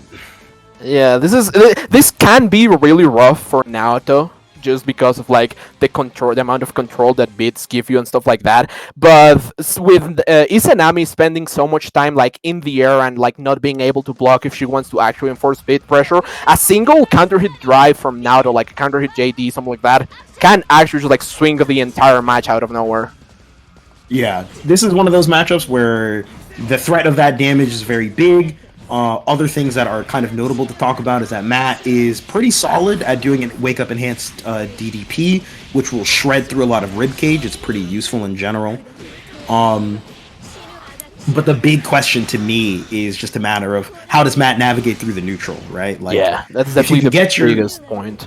If you can get your damage, great. But what are you going to do? How are you going to navigate neutral to kind of get through there? Because it feels like right now in this first round, Sero has a lot of Matt's intentions kind of read. And you can see that based on like kind of that kite interaction there, where they just like backdash and waited and then just punished. Oh my god. My block string is 6B into 6B into 6B and it works. I mean, look, sometimes you just gotta get it done. Sometimes you just have ribcage and an overhead, dude. Bits coverage is a wild thing. If without bits, that would have just gotten thrown. Yeah. Actually, no. I don't know if she's considered airborne during 6B. Kind of messed up if she was. Anyway, conversion off of command grab because that's the thing. Oh my god, a big trade on the 2Bs there. All right. Matt gets the first hit just a little too late. A little too far, rather. Control there, but immediately just wake up with enhance, and that's the risk of trying to do DPs at like mid-range. Naoto can just zoop around like into you at any point, but the 6A just gets a reverse hit and it's back to his Anami corner. Oh my goodness, you have no belief in Sero's Oki, and unfortunately you were very correct. I say unfortunately, no, fortunately. That was really funny, I'm not gonna lie. Yeah, though. Slides there. Alright, so I'll talk about a funny haha option in a moment. The end of the round is likely coming up here. Matt can stall out the danger state. There we go, and Nice. this is now extremely dangerous. Really nice. Against I see Rekka. that, but misses the enhance there at the last moment. And this is definitely not what you want to see from Matt. That was your chance to win the round. Oh my goodness, desperate for the throw there. Not gonna overextend. Oh, a real good air throw! Jesus Managing Christ. to find the time in between the slide animation. They're really good here. That is extremely precise timing. Yes, another funny thing to note, because Slide has a pretty, like, notable startup, like, this is a genuine thing that you can... Oh, it's Danger State already. Oh my goodness. Oh my goodness. This is 20% damage bonus. This is looking a little dangerous. Matt can play this a little more aggressively, but doesn't want to get clipped by bits like this. Precisely what you don't want to see if you're Matt or Fan. Dashes the Nice DP. bait. This should be death. Oh, okay. Yeah, getting the burst out of there as Shadow, chef's kiss. That's a wonderful situation to be in. Don't have to deal with any like overdrive from Matt now. Now Sero can just kind of play towards the life lead and just kind of play for time, frankly. Yeah, definitely. They all the responsibility is on Matt to do something, and something he will. Just doing throw on D there. All right, this is looking pretty good. DP under here, not enough meter for reversal. Super does not quite convert off of the roll catch there. And this the could be bits it. with the CT? calm down should be death? Question mark? Not quite. Ooh, yeah, just awkward there. All right, JB, we can talk about that. That button is 6 frames active. By the way, it crosses up. Crazy. It's crazy. It's crazy. By the way. It's nuts. It's just nuts. Goodness. Yeah, the air throw there is a pretty interesting one thing that Naoto can do actually. So like a lot of times when Izanamis have bits, like they'll do slide into like bits activation to like make that plus and just do like a neutral skip approach option. Naoto can look at Izanami and say, I hate you actually. Because 6B is foot involved. So you can Oh yeah, right now that does have that. He can react Yes. with 6-speed slide, yeah. So you can watch the slide animation and then just 6B counter hit, and then because it'll counter hit on a crouching hitbox, you can convert into microdash 5B and then convert into enhanced Rekka, which is really big. That's a fantastic start. Fantastic start too for Sero here. Oh wow, another DP bait. And despite not having a burst, I don't think Sero cares too much about that, because Matt is definitely in a tough situation, though the jump out allows Matt to not quite carry corner to corner, but still get a little bit of the pressure relief done, and really nice chase on backdash. That was no reactions, that was just a straight up, I'm doing this. Yeah. And I don't blame him at all. Sometimes you need to have faith. Okay, good punish, good block there on the onto Izanami's only reversal, besides just like Astral, maybe. Yeah, could have punished Okay. with that. Could have killed with that punish there. Not quite on the ball, sadly, but this is fine. Pressure is looking pretty good. Just has to keep Izanami contained. CA maybe? No. DP? Oh, well, he Not tried to do there. DP into DP, but that's definitely not what you Oh, want to see the drop here, and right into this enemy corner, and this Oh, could if- be really, really dangerous for Matt. If Matt bursts, if I'm Sero, I'm grinning. Oh, okay. Okay. Okay, good, Yeah. good. Yeah. No, anything that Sarah got after that interaction was just an added bonus, because you were supposed to lose that round. Yeah. So that's one of those situations where, like, if I'm Sero, my objective immediately becomes, I don't even need to win, I just need to get your burst. If I deprive you of that resource, that's such a huge thing going into next round. Like, that's I like steep. that DP. That's one thing Naruto can have, though, against, like, the super minus moves from Izanami into the bits. He can just react with DP. In certain situations, yeah. Like, Shadow hasn't popped Ribcage yet, so they don't need to Yeah. go for Enhanced or anything like that. But it can just be a little difficult in some situations here. Especially, like, timing of bits is like the crucial thing here. Because you have to worry about Izanami staggering into a low option on your sways. Or if she true strings you with the bits and she's actually plus. Yeah, and then you fair. get clipped trying to do your DP input. There's like a lot of weird stuff that happens in the mix Definitely, yeah, true. there. Speaking of mix, Zero is a very big fan of the command grab. when you give a character like this a command grab, by God, use it. Please. Please use it. It gives you health and barrier. Like, that thing is crazy. It is a really good command grab, but it's not that kind of an option like in those like very like low pressure situations. Oh my god, the JD hit there. Okay. Trying to mix up. Nice. Good overhead there for Matt. We're taking damage all the way to the bank, 3.6. All right, double overhead. Blocks the 6A in this situation here. Another one. Trying to Oh, that was mash an an option. hit. Just smash her, just smash her, just smash her, just smash her, just smash her, smash her! Yes, nice. I think Sarah probably flopped a super input there because I wonder what they were pressing. Maybe actually, because super is 236, 236. Yeah. And God knows I mess that input up all the damn time. I'm not good at that. I'm not good at 236, 236. I'm gonna lie. It's two fireballs. Come on, how You hard can it do be? you can do 1080s, but not a 236 236. For context, like, those 1080s are like, okay, so like Bullet 720 is buffered and CF's motion input requirements are very funky, so you're only doing like a 570, is it? I forget the number. Yeah, I guess that makes sense. Yeah, Like, the 1080s for like when I Bullet, do like, a 360 with Jacko in Exard, I just do a half circle up. So Yeah, that's all you have to do in yeah. CF as well for like full Yeah. circle inputs. That makes sense. Yeah, and for Bullet, like the like after she does her 720, you spin the stick and mash the D button. I'm not doing that with many Just times. hone it in, baby. Trade secret. That doesn't take any timing whatsoever. I'm telling you right now. Alright, so far, relatively low action game, a couple of stray hits. As I say that, Shadow gets a pretty big tag and is gonna take Matt to the corner.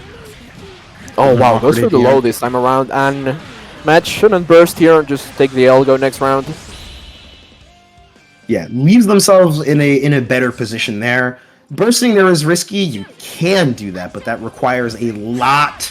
That requires you to play under duress, and if you're Yeah. not comfortable with doing so, like, perfectly reasonable. Sometimes it's just best to just take the round, leave the resource for later. But now it's looking a little dicey. Clip with the Okay. low. Burst there, definitely a rough situation if you're Matt. No burst, Jesus. pretty decent life lead for Zero. And it's only, that life lead is only widening here. Enhanced DP on the wake up here. Oh wow, that was a counter hit, but it forces the burst out. That's actually not a bad outcome if you're Matt. Alright, they got the option to CA Yeah, here. like Ooh. really good mash. Trying to go for, I think Against- Matt maybe thought that, like, Sarah was in crouching state there by going for the 5D, or just didn't realize that they got the hit. I don't know, Maybe. but I don't know. next it could be big. Pretty good chance, but the mash out here about it because it. No, never mind. Drop the combo. Is Tragedy afoot? Ribcage is set, Tragedy is primed and ready. Okay, Ribcage Danger is state. on, and we just go. Oh my god! That smash was actually really smart. Oh my god. That was insane. The Matt special, baby! That was so good. Holy shit. Oh, you know what? He loves Okay, doing Matt that won. shit. That is what he Matt won, lives dude. for. Zero has been playing best. Matt just won, dude. Won the entire tournament, even. That's one way to beat on one. Okay, Burst is coming up for Shadow Zero. They're likely to pop it based on their next interactions in the probably on this next hit, or they'll OD, or they'll just mash. I'm lying. They'll mash. Yeah. Sometimes you just have to press to A and have faith it will work. Okay, Trying to beat backdash to bait the DP. A pretty decent trade there for Matt. Relieves a bit pressure. Oh my god! Watch the CDB come out. No, he tried to jump. Almost works out, but RC's Zero does a really good job with the confirm here. All right, one thing I need to tell you guys: stop believing in each other's combos. Papa, just leave! Oh my god, no! Oh no, this is bad. This is Okay. crazy. This is crazy. This, Oh my God. this is definitely just a one-hit game right now. This is literally a one-hit game. Any touch match Oh, will lead to no. an Astro, but the 236 beat manages to clip him from the air. Shadow Sarah finishes the first ball. It's a drop. It's another ice smash, but comes to the 2B. Finishes him. The angle was all wrong. Oh, tragedy strikes for Matt. If he would have fallen down with just like JD or something normal, I think he would have won. As Deadwood says, Divine Smasher in the nooch.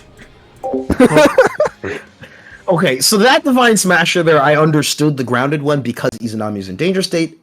Bits were active, so she literally couldn't like deactivate in time and would eat the hit there. But the IAD was very good and got Sarah out of that situation there. Jesus Christ. So that like kind of made sense there. The second air smasher was not ideal. I think Matt was a little too low for the JD. JB maybe would have worked there. That's one of those super scrambly situations where like Nice sometimes throw, you just gotta pick a god and pray. Okay. Good hit here right now. Matt has to go for a complete reverse 3-0 in order to get this done. Starting to reintroduce throws into their offense. Shadow Zero seems to be pretty ready with some option selects here. Did Matt I wonder already how win that will one? affect It's 1-2 on the scoreboard right now. I'm a lying liar that lied. I'm so wrong. I'm sorry. It's okay. Damn, I it's can't believe okay. you don't believe in Matt. I do believe in that. I'm just saying it's just difficult. It's difficult. It's difficult. Oh, you can maybe CDP that? That's hard though. That's kind of hard. Yeah, that's a tough call. That's a tough call. Oh, my wow. God. This is an Ami 2B, one of the buttons of all time. And we're seeing why in real time. Oh, this I is think this dead. should be the kill with Super. Yeah, this is super. Dash up 6B super. Oh, my no. Goodness. Good heavens. Misses the timing there. The DP does go and punish there, so it's Just 2C. bit of an Just 2C. interesting situation. Oh, Oh wow, whiffs the throw! Shadow Zero whiffs the throw in response. Actually, now that I think about it, I wonder if Matt can sway the skull when bits are out. Depends on the timing. Because yeah, if as long as Sero is like using bits after skull, Fan and Pain won't get clipped by the bits. But if Yeah. they're using it before, they will get clipped by the bits. 'cause Yeah, Fan it and Pain fully itself depends on the doesn't have timing, them. as you said. Yeah, it's a really weird, finicky situation there. But I don't know, CDP, 2C, there's a couple of options there. It's just tough because there's so much variance. Okay, really nice DP there. Okay. Oh, not My there on the vape, conversion. confirm. I like that idea, forces the CA out, and really good confirm out of the counter hit JB in the air. Good, good, good, good. I like that. That was impressive awareness there. Yeah, that honestly was sick. So many Naruto's convert off of like counter hit JC in like the nuttiest ways. You just crouch under the bits. Hold on Yeah. a second. Yeah, it was the fat bit, and his enemy was a little bit high when she threw them. Yeah, this is really cool. I was like, hold on. Yeah, you can definitely crouch under fat bit. Oh wow, that bit interrupting the air dash was absolute tragedy for Matt. Yeah. Oh, JP clipping. JP again. Oh, I really like that. Just run up air throw. Solid there. One thing that Matt has to deal with. Well, Franklin was Oh, getting that's jailed up. really Yeah, that was tricky. a nasty string. The drag down into the low is one of the very, very many uses of his enemy float. Oh wow, I really like that Phantom Pain there as a reversal. That was a full send, and you know what? Yeah. Sometimes you have to ball. All right, see, it's That's probably all gonna you come have up to here. do. Izanami is definitely a character that sometimes forces you to bold it. You have to take risks against this character because her toolkit allows her so many options. Yeah, and that's a big thing, right? Like, the strongest characters in CF are super strong, partially because, like, their win conditions are polarizing, but they also, like, force a lot of risk out of you without doing much themselves. Yeah. Oh, wow, that's... That's Danger State. That's Danger State. The Ribcage got beaten out by the DP. Oh, Yeah, that's that. You're dead, you're dead, you're dead, You're you're dead. dead, you're dead, you're dead, you're dead. God. Nice. Really good confirm, and Matt manages to Matt tie it is up at 2-2. insane, bro. He did a DP there? It makes sense, though, because I know it the makes enhanced a DP ton of sense, but Yeah. I'd be so fucking scared. It's connecting the DP, RCing, and kind of navigating the situation afterwards. Like, all of that situation as a whole is what makes it really nuts to me there. Yeah. The enhanced DP is really good for killing out the Ribcage, but kind of like realizing that they were if you That's got that really delay. nice flat. Bro wants to kill. Round start, run forward, charge drive is crazy. Yeah. He is Matt- angry. Matt is playing with blood on his eyes, dude. He's seeing red. I'm not gonna lie. This is kind of crazy. 280 check for the low. Oh, really Yeah, nice catch on the check roll for there. low, I mean, Side swap? Not quite. Oh, never mind. yeah, got it. Yeah, you do it off of the second Phantom Pain there. All right. I'm Check a for the fraud. dash I don't know option. now the routing. I exposed myself. Huh? Oh, I play the character, so I get to be a nerd. That's really it. Oh, we just reversal it. Not quite enough damage for the kill, though, but any little tag is going to kill Shadow's error. Don't DP. Oh my god. I know we were all thinking that, dude. I was also thinking just like, don't DP, don't DP. Don't do it. Because it feels so tense, and I'm like, I almost like don't say anything, but then I'm like, oh right, I gotta pop. Oh my god. Okay, this is a little crazy. I want to see a last round though. I want to see a last round. Yeah, I definitely want to see more of these two playing. The adaptations in movement that these two have made around each other have been extremely impressive to see. But yeah, this has been a set that has gone the distance so far. Alright, this is looking very good for Shadow here. It's definitely looking like an Izanami round. Oh my Yep. goodness. Wheel, but Oh, that's but the another last DP. hit, really nice, and the bait's not quite fast enough on the punish, but forces a burst out. That's pretty good if you're Matt. Right now, Shadow has to do all that they can to at least stall Matt out. Sometimes that means just providing a lot of aggression. If you look at games like Street Fighter 6, for example, where you see people like lose their drive gauge and start mashing, it's because they don't want to get caught up. And Danger State can be a lot like that, in that high surface pressure level situation. concentrate. Oh my goodness, this is nuts. Right, good mash match there. there. But Oh, the no. equally good catch on the roll there. Shadow's been getting away with that all set, and suddenly Matt is finally getting a lot more of those conversions out for it. The 6A's not going to work against the delay tech. Shadow can't swap sides yet, but Izanami's corner carry is not something to mess with. Matt believes a little too heavily on Sero's combos. These people are definitely not holding really nice reaction with the DP there. Oh my And the goodness. 6A does not mess up the dash cancel there. And this is going to be a lot of damage. Not Next quite the will super certainly ender kill. because it won't kill, but the cross up JA.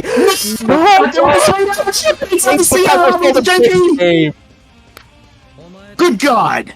Matt Really good by Matt. clawing it, not from a reverse 3L, but a reverse 2-1, and managing to find the hits, clutch it out in such an insane fashion. I loved that from both players. You guys put on a fantastic set. Thank you so much. Shadow, Extremely I well hope to played by both of them. Shadow, I really hope to see you clutch it out in the next sets. They're still on loser's side. They will fight against the winner of Extreme Sonic and Susan. An easy yes. Susan. So there's more to see from both players here, but Yeah. well, that was pretty clutch. That was a banger. That was a whole 5-game banger. Mm-hmm. And I hope every set of the top 4 Imagine is like if Sero makes it back to fight him in winners and we go 9 to game 9 in grands. Holy. I was like, this bracket's gonna be 2 hours, it's gonna be a quick fun bracket, but these two want to make it long. I mean, I don't mind if I make it long because that was some good playing. Jesus, this is crazy. I have to dash off the locals after this. Oh my god. I'm gonna lose my voice. Now, this is another, like, very polarizing matchup. Probably even more so than Raze and Aminato one, because these two characters really just want to be in completely opposite situations at all times. Yeah, so it's one of those where, yes, I agree. In short, Susan in particular wants to get Sword, but despite getting Sword, they still have to contest with Nine's normals. Nine, of course, does not have the greatest options when they are dealing with pressure. So it's kind of that sort of cat and mouse thing. Yeah. But overall, Nine really wants to just control the neutral. They don't need to even necessarily hit Susanoo, but they just need to get a couple of good spells in order to transition into offense. Yeah, this is very much for Nine a matchup where you win not by hitting your opponent, but by not getting hit. Yeah, it's just kind of like, how much am I controlling this situation here? I cannot let the dogs out, because otherwise things happen. Very archetypical Sonar versus Brawler matchup here. And the immediate burst is actually like something I agree with in general, because you do not want to give Susan any momentum, and the more chances for a mistake you can make him have in neutral, the better for you. Still hit meaty after OD's recovery. That was funny.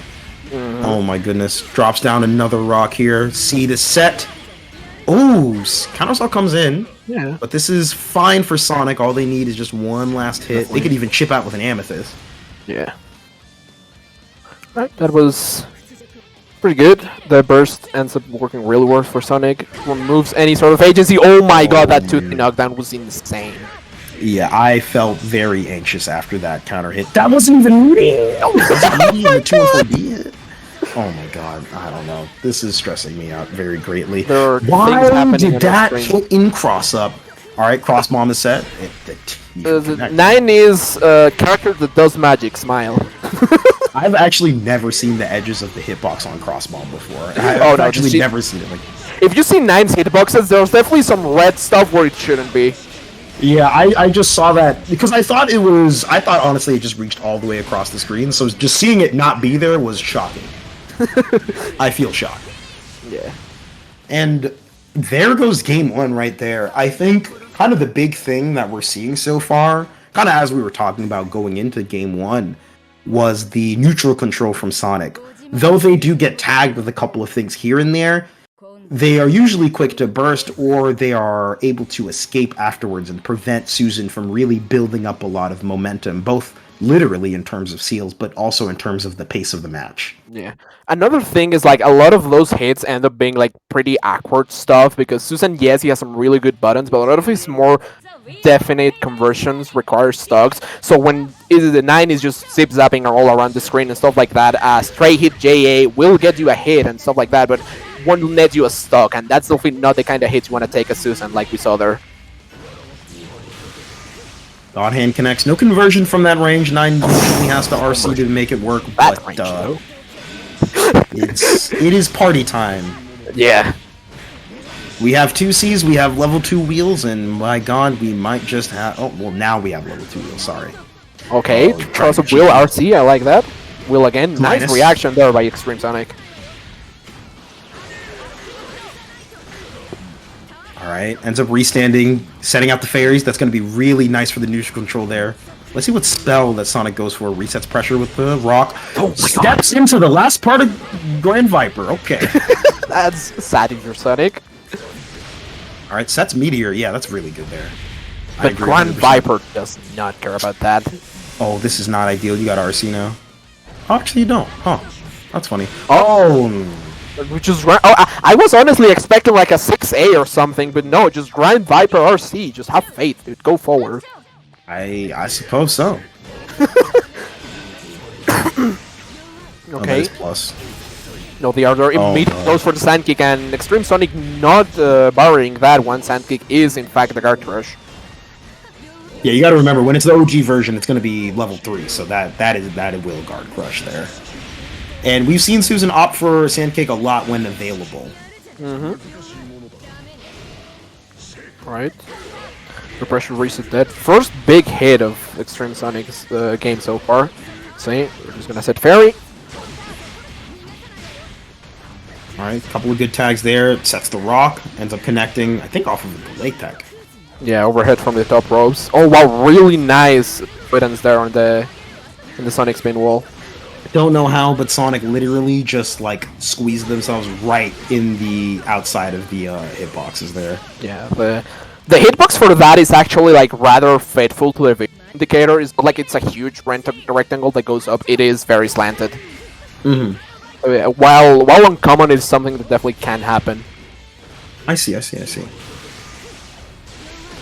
All right, OD is pumped. Let's see. Oh, Sonic again, once with the level again. 3 kick. Yeah.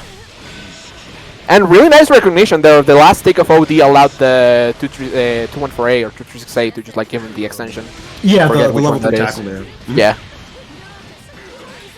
All right, things are looking up for Sonic though. Whenever they've managed to like kind of start getting momentum in rounds, they've typically been able to shut it, like close it out entirely, or at least deal a lot of damage. Jesus Christ, they are Really nice teleport through the pillar. 100 meter. Astral 2C available. immediate burst. And again, OD does go for it, and really nice RC extreme does not react quickly enough to the RC and presses a button preemptively. This shouldn't be the death though. I mean, with active flow damage, Maybe? No, not quite. not enough. Okay, wake up Super now. Why? I didn't say it was a good Why? idea. I just said it was. I just said it. I just didn't say it was gonna be good. Why did you compel them to do it? I didn't say it was gonna be good. I just felt it. I don't think know. we have a little bit of collusion here. The commentator is mind controlling one of the competitors. Not mine. There's no look. Hands off the controller. I'm already logged in. I'm in the lobby. Look, all I'm saying is, I just said reversal super. That's all. I just said. I didn't say it was gonna work. I just super. That's it. That's it. Okay, you know what? Fine. Look, they could have done 2-4D. I'll leave the decision to the TOs. I felt reversal super in my heart, and so I did did Susan. too, don't worry about it. That's just. This is one of those things, you know. Right? Sonic moving on to game 3 as if nothing ever happened. Yeah. It's definitely a matchup where you can't allow yourself to be flustered by Susan being Susan, because if you lose control of like your thoughts and your neutral management, you will just die. Oh my god. Okay, I Force like lost that. the fairies Again out with the side kick, yeah. At this point, I think either Sonic doesn't recognize the animation or probably doesn't realize that it's guard crushing. I feel like the second one is more likely because like he knew to barrier the like crush trigger normally, so he Yeah. probably just doesn't know that in OD since it's level 3 it's a guard crush. Yeah. Oh my god. And because OD and Active Flow are such funny haha mechanics, we already have a near OD back for Susan. Yeah. There's a reason why, while bursting can be good in certain situations, OD is just insane. Yeah, it's almost preferable in a lot of circumstances. Really nice teleport there to get out of the corner. You didn't take much damage, but the wheel managed to get it out and forces the burst back from Extreme Sonic. Debate from the DP. Good conversion until that very ending sequence there. Not quite there. Going to set up the rock. That will Rock meaty on the meaty. OD activation. What's Alright, up? whiff punish. We space out. Oh, We have the school. exactly. Okay. Oh, wow. What a weird 2C hit there. Yeah, that was like the last active frame of 2C. Seriously. Should be good. Set meteors. Back off with the JB. Just watch Susan block. Clipped low right there. Trying to go for OD, presumably, but becomes oh my god. Yeah. Heliodor does make Izanami teleport into like basically just like a fucking teleport crawler. It will, yeah, when she teleports, it will track her, and then it can clip you like that, so. You gotta keep that in mind. Heliodor is an interesting spell. It is. It's definitely one of the more situational ones, but when it does things like that, it's really funny. It's such a strange mix. It's not busted, it's just like the peak, like, intersection of funny, haha, and useful. Yeah. It's not useful in a lot of situations, but in the few situations where it's good, it's like pretty good. But yeah, like, it's just one of those things where you don't really necessarily lab the situations against it, so you're kind of like, huh, this is weird. Yeah, when the hell is this gonna come up? And it will come up sometimes. Yes. Somehow, someway. G2A there. Alright. CA comes out, and there goes the 2C. Sonic's just a little too high, so that 2C is definitely going to connect, counter it, and converting. And I'm not gonna lie, Susan's walking with a lot more momentum than usual after that round 1. Definitely, yeah. It was a pretty solid start. And it's not just like the win; it's just like kind of the manner in which they won, which was like quite good from them. Cross bomb's going to convert into the corner. Farioki now steals the corner. Steal. Oh wow, the DP. Oh, 9 DP is. I don't think she deserves to have another DP, but it's rough to see when something like that happens. I will say it's fair enough in that it's slow in a projectile, so a lot of characters can OS it. Definitely. So like that one in particular is vulnerable to a lot of hit stop OSs, and I don't know if Easy Susan knows hit stop OS, because Susan can. Oh Jesus Christ! Yeah, finally going for the overhead option there off of the reset. We saw that come out a bit more from Sonic here, and it's been working out quite well for them. 4D. Meteors. Susan trying his best to escape the meteors. Oh wow, a little bit of an unfortunate grade again. Okay, not quite close enough for the Raider pickup there, but still manages to keep the corner, and Susan is definitely not the best of positions. Good adjustment on the route, going for Crimson Raider, recognizing that Susan was just a little too high, and they didn't have mono ice water stocked up there for the Tanzanite. Susan is very much partial to Grand Viper as a full screen option as opposed to 6A, I mean. And as if on cue, I don't think I'm the one doing mind controlling. Okay, look, to be fair, he's done the exact same thing 3 times in a row. I don't think it's gonna be a real super here. You know what I'm saying? You know what I'm saying?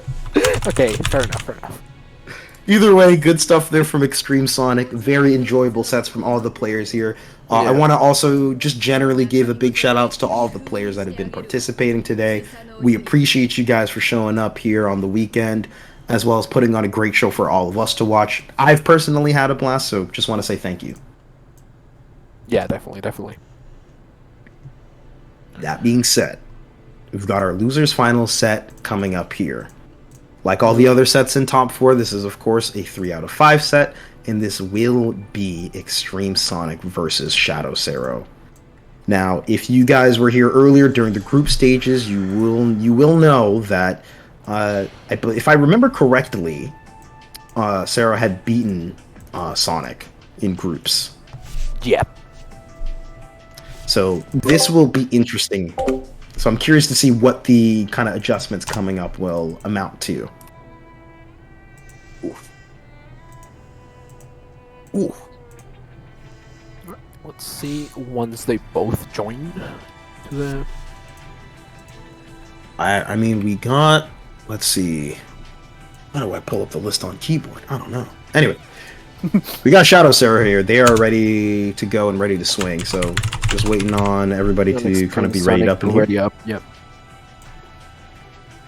Whew. That being said, this has been nuts. Dove, is there anything cool coming up on the TMN side of things while we wait for our next set?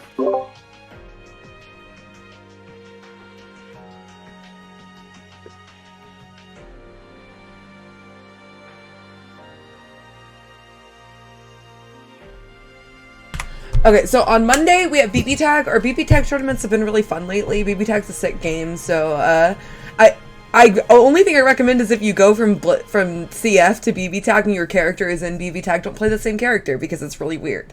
But it is a really fun game. I know it gets a bad rap, but I think it's an awesome game, and if I had time, I would learn it.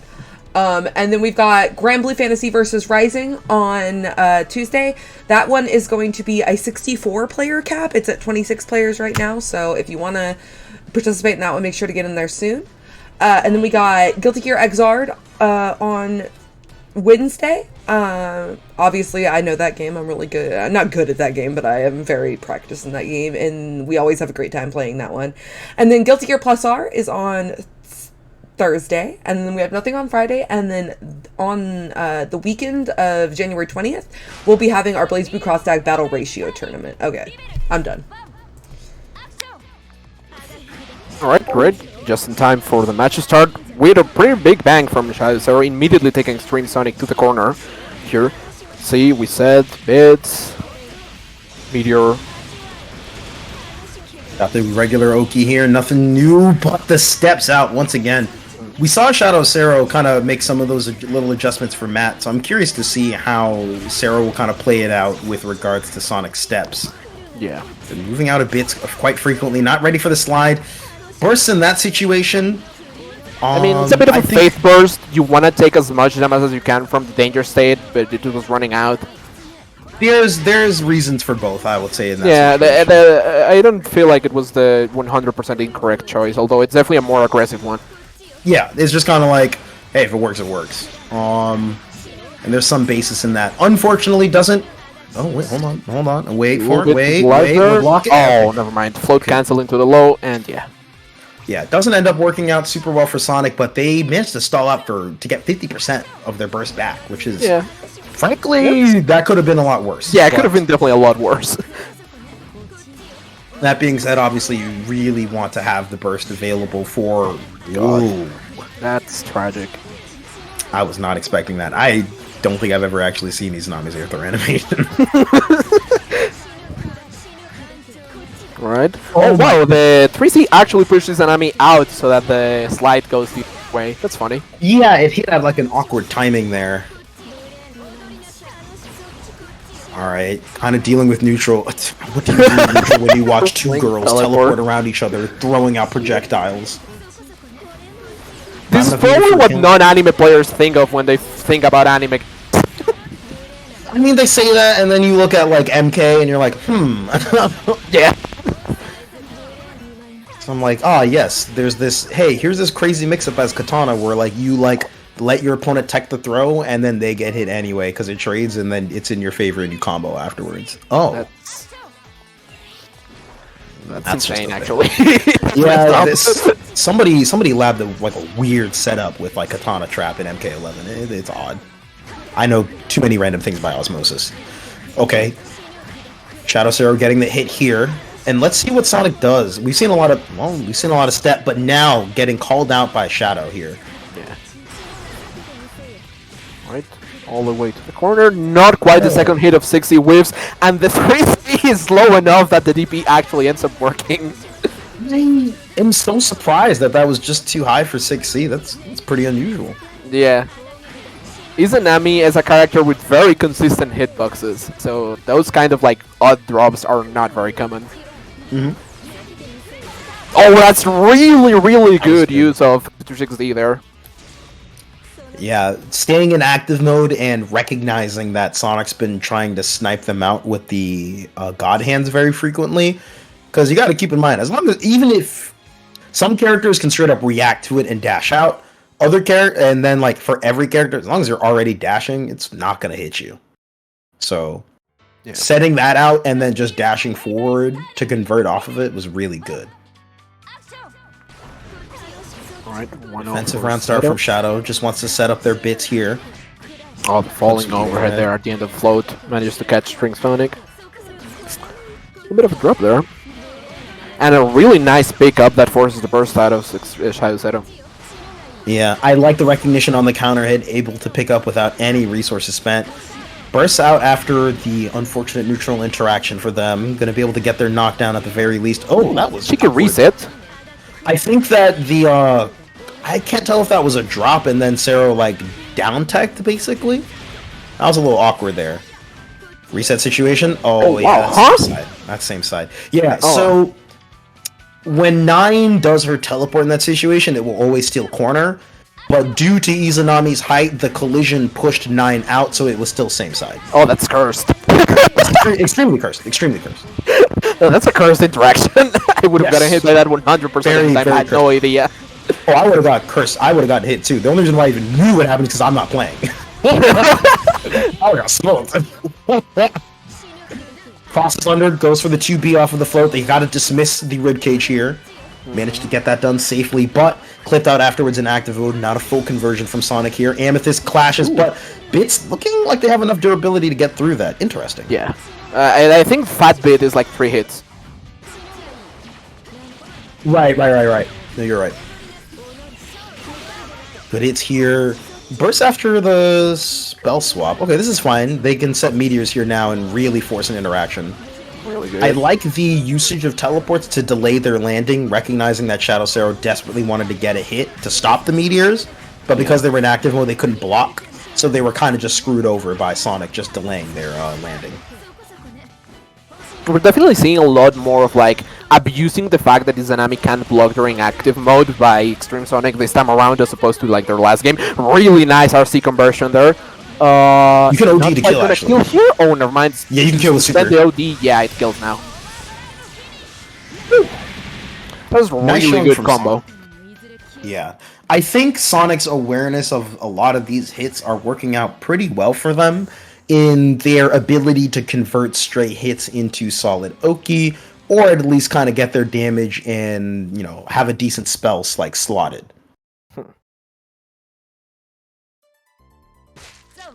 Going into game 3 here now, we are even at 1-1. This is looking a lot different than their first set. Was definitely, oh wow, really nice punish there under heavy pressure. A little bit over eager by Extreme Sonic to do this early onto the round. Yeah. I think it's good to show that you're still willing to do the option, but it now looks like Shadow's kind of naturally throwing a lot more dash up in neutral, which will naturally beat it, without them even needing to like make a read for it necessarily. Yeah. Okay, a lot of steps to reset into neutral, trying to find a way to get a good hit, but Shadow's been really, really tough to like hit.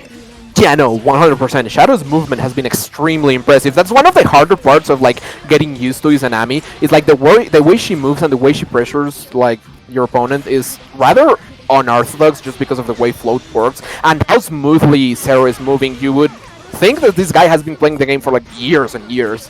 Yeah, like the movement there was just so erratic and very difficult for Sonic to really like confidently call out.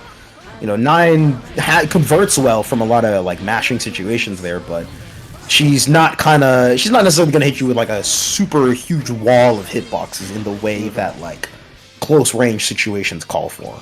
You know, when she's at mid range, yes, but when it's up close, not quite as much.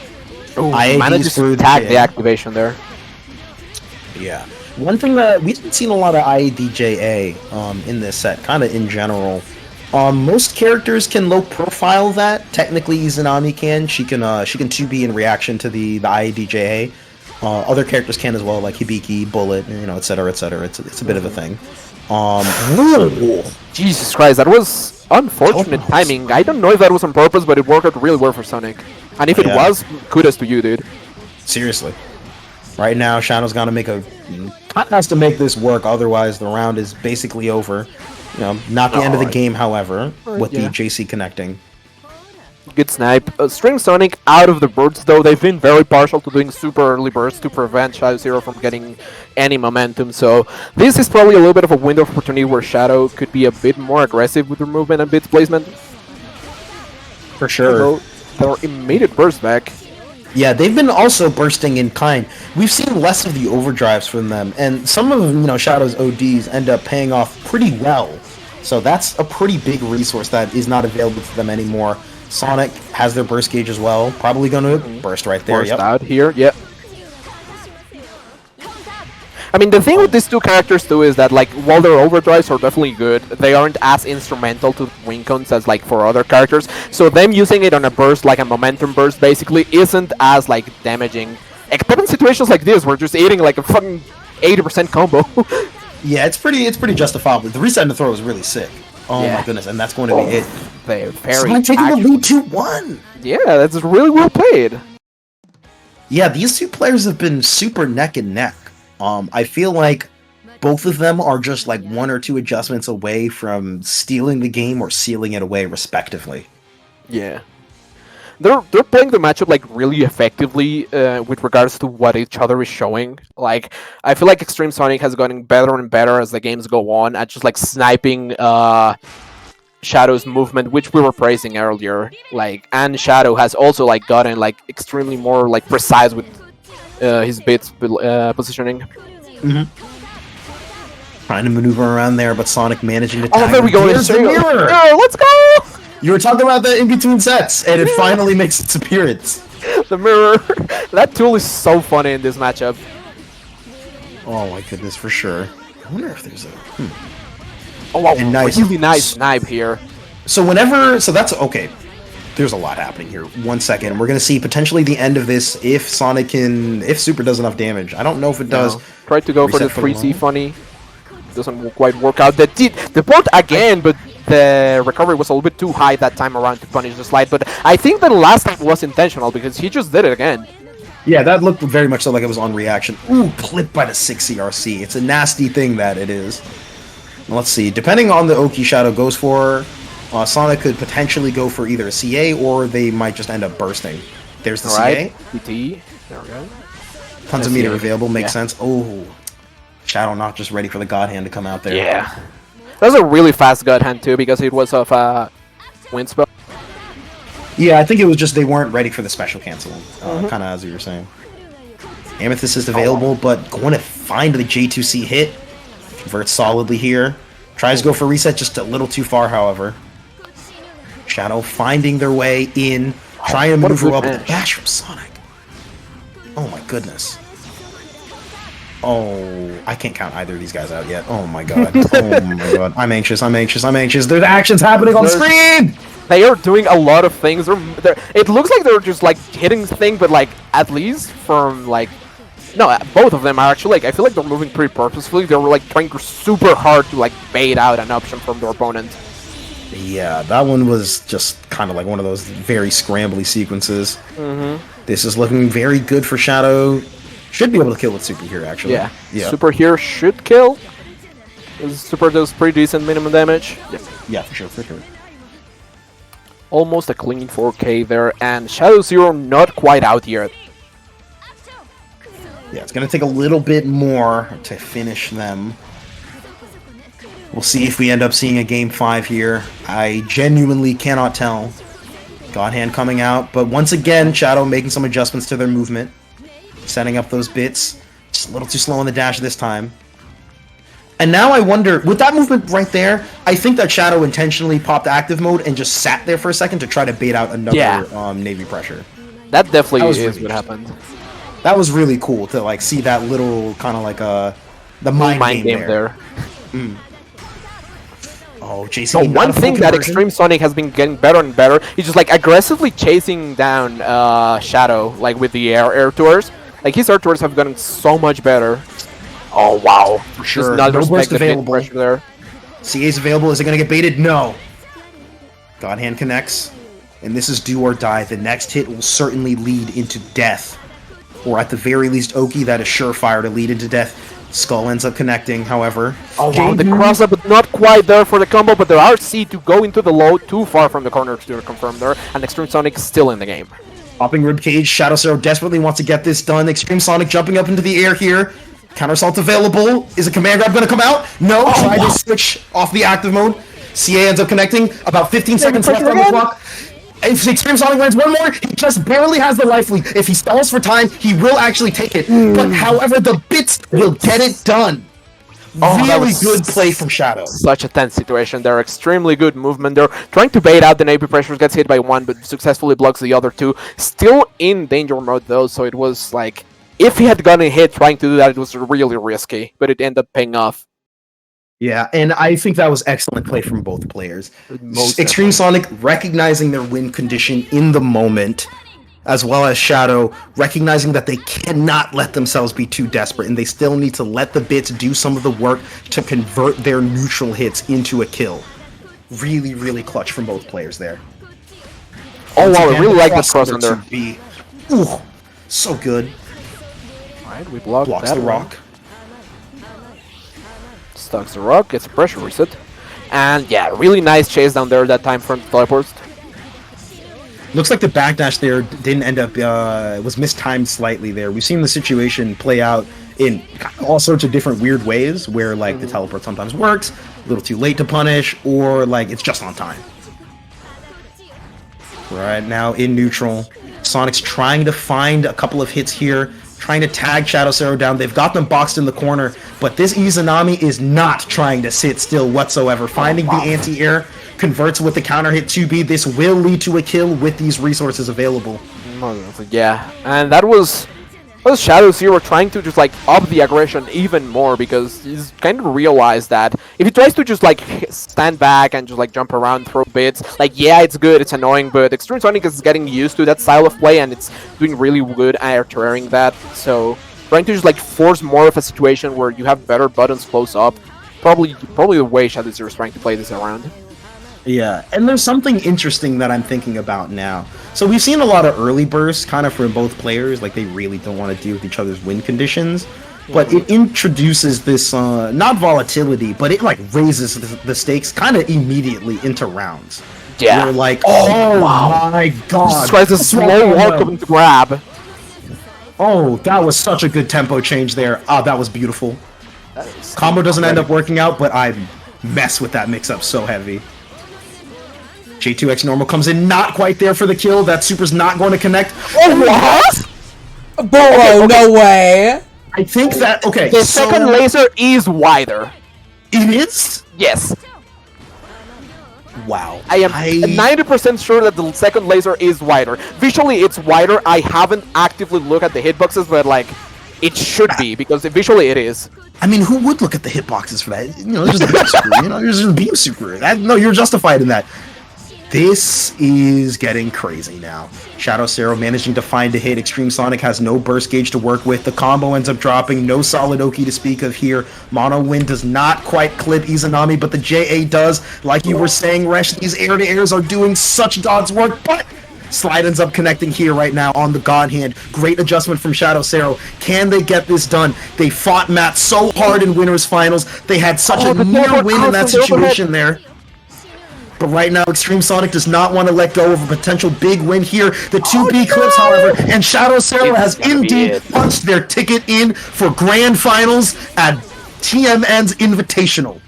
Jesus Christ, that That was was such sick. a close situation. There manages to close out the round and the set with that chase down on the teleports. Teleports that have been working for Extreme Sonic so good for so far, but finally Shadow Zero goes down and just like slows it up a little bit and actively just reacts to the teleport, chases it out with 2B, with abusing the forward movement of that button because, yeah, it needs it.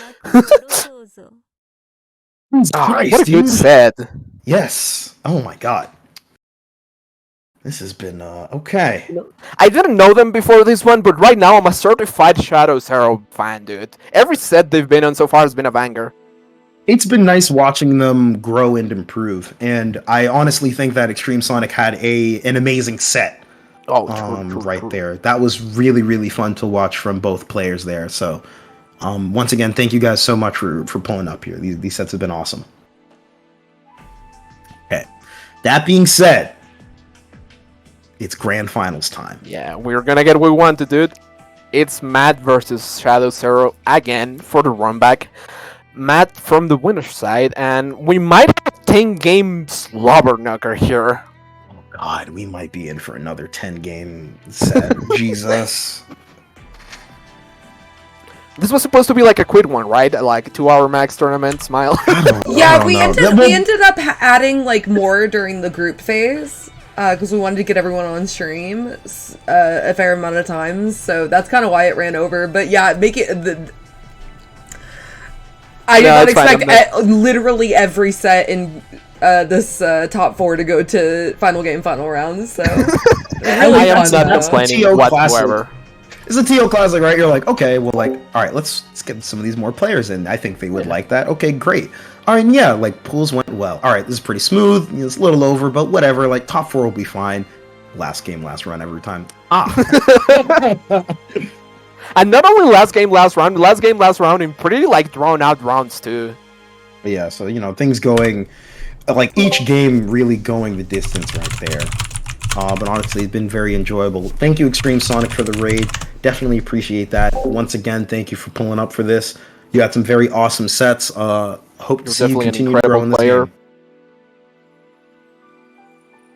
Yeah. We're poised to head into Grand Finals right now. And I know I see Matt's name there. Okay. Yeah, it is. That's the boy. All the right. man, the myth, the legend. I'm gonna stretch. This is gonna have me yell a lot. All right, guys. These sets have been pretty crazy, yeah. because like I think this has been quite nuts. I have no idea what's gonna happen here. Shadow Sarah, will they have the loser side momentum, or will they peter out after such long sets? And how will Matt handle things after being able to rest in the back, watching these long sets and gathering potential data? I have no idea. Yeah, that's definitely a pretty big thing in this like high intensity grand finals, where the one who comes from the loser side, they like yeah, you're super heated up, you have all the momentum, but you've also been playing for a long time and pretty stressful games at that. So your mental, depending on how resilient you are as a player, can take a big hit if something bad happens early on in the set. Early burst here from Shadow Sarah. Looks like they kind of are reminded, perhaps, of some of these big conversions that are coming up here right now. Speaking of which, not a ton of damage, but now you're in the corner against Naoto Kuragane, and my friend, that is not a good place to be. Yeah, a couple unfortunate drops from Matt so far have reduced a little bit the damage, but the enhanced Rekka again, trying to, I guess Shadow Sarah was trying to jump or something, maybe hold forward. But that was a very clean round. Yeah, it wasn't even counter hit. And that's kind of the big thing when it comes to Sway Dash Enhanced Rekka. It's not it's often the fact that he can run a conversion. Jesus. I love counter hit JC converts. They're always insane to me. Yeah. But it's more the fact that Sway Dash Enhanced Rekka is really good for its ability to call out potential fuzzy jump attempts or other options maybe coming out. It's sort of that great thing where it's like, okay, I've been boxed out, I'm pushed out, and suddenly air unblockable move. Yeah. Good fuzzy jump there. Jesus, does Okay, not nice. get Oh wow, JB. another. We're just doing looping, jumping JB. Oh wow, really nice situation there, exploding the fact that Shadow Zero had no barrier for that, forcing the That was OD definitely and meant to be burst. yeah. Okay, this is going to be good damage here. Next hit will kill.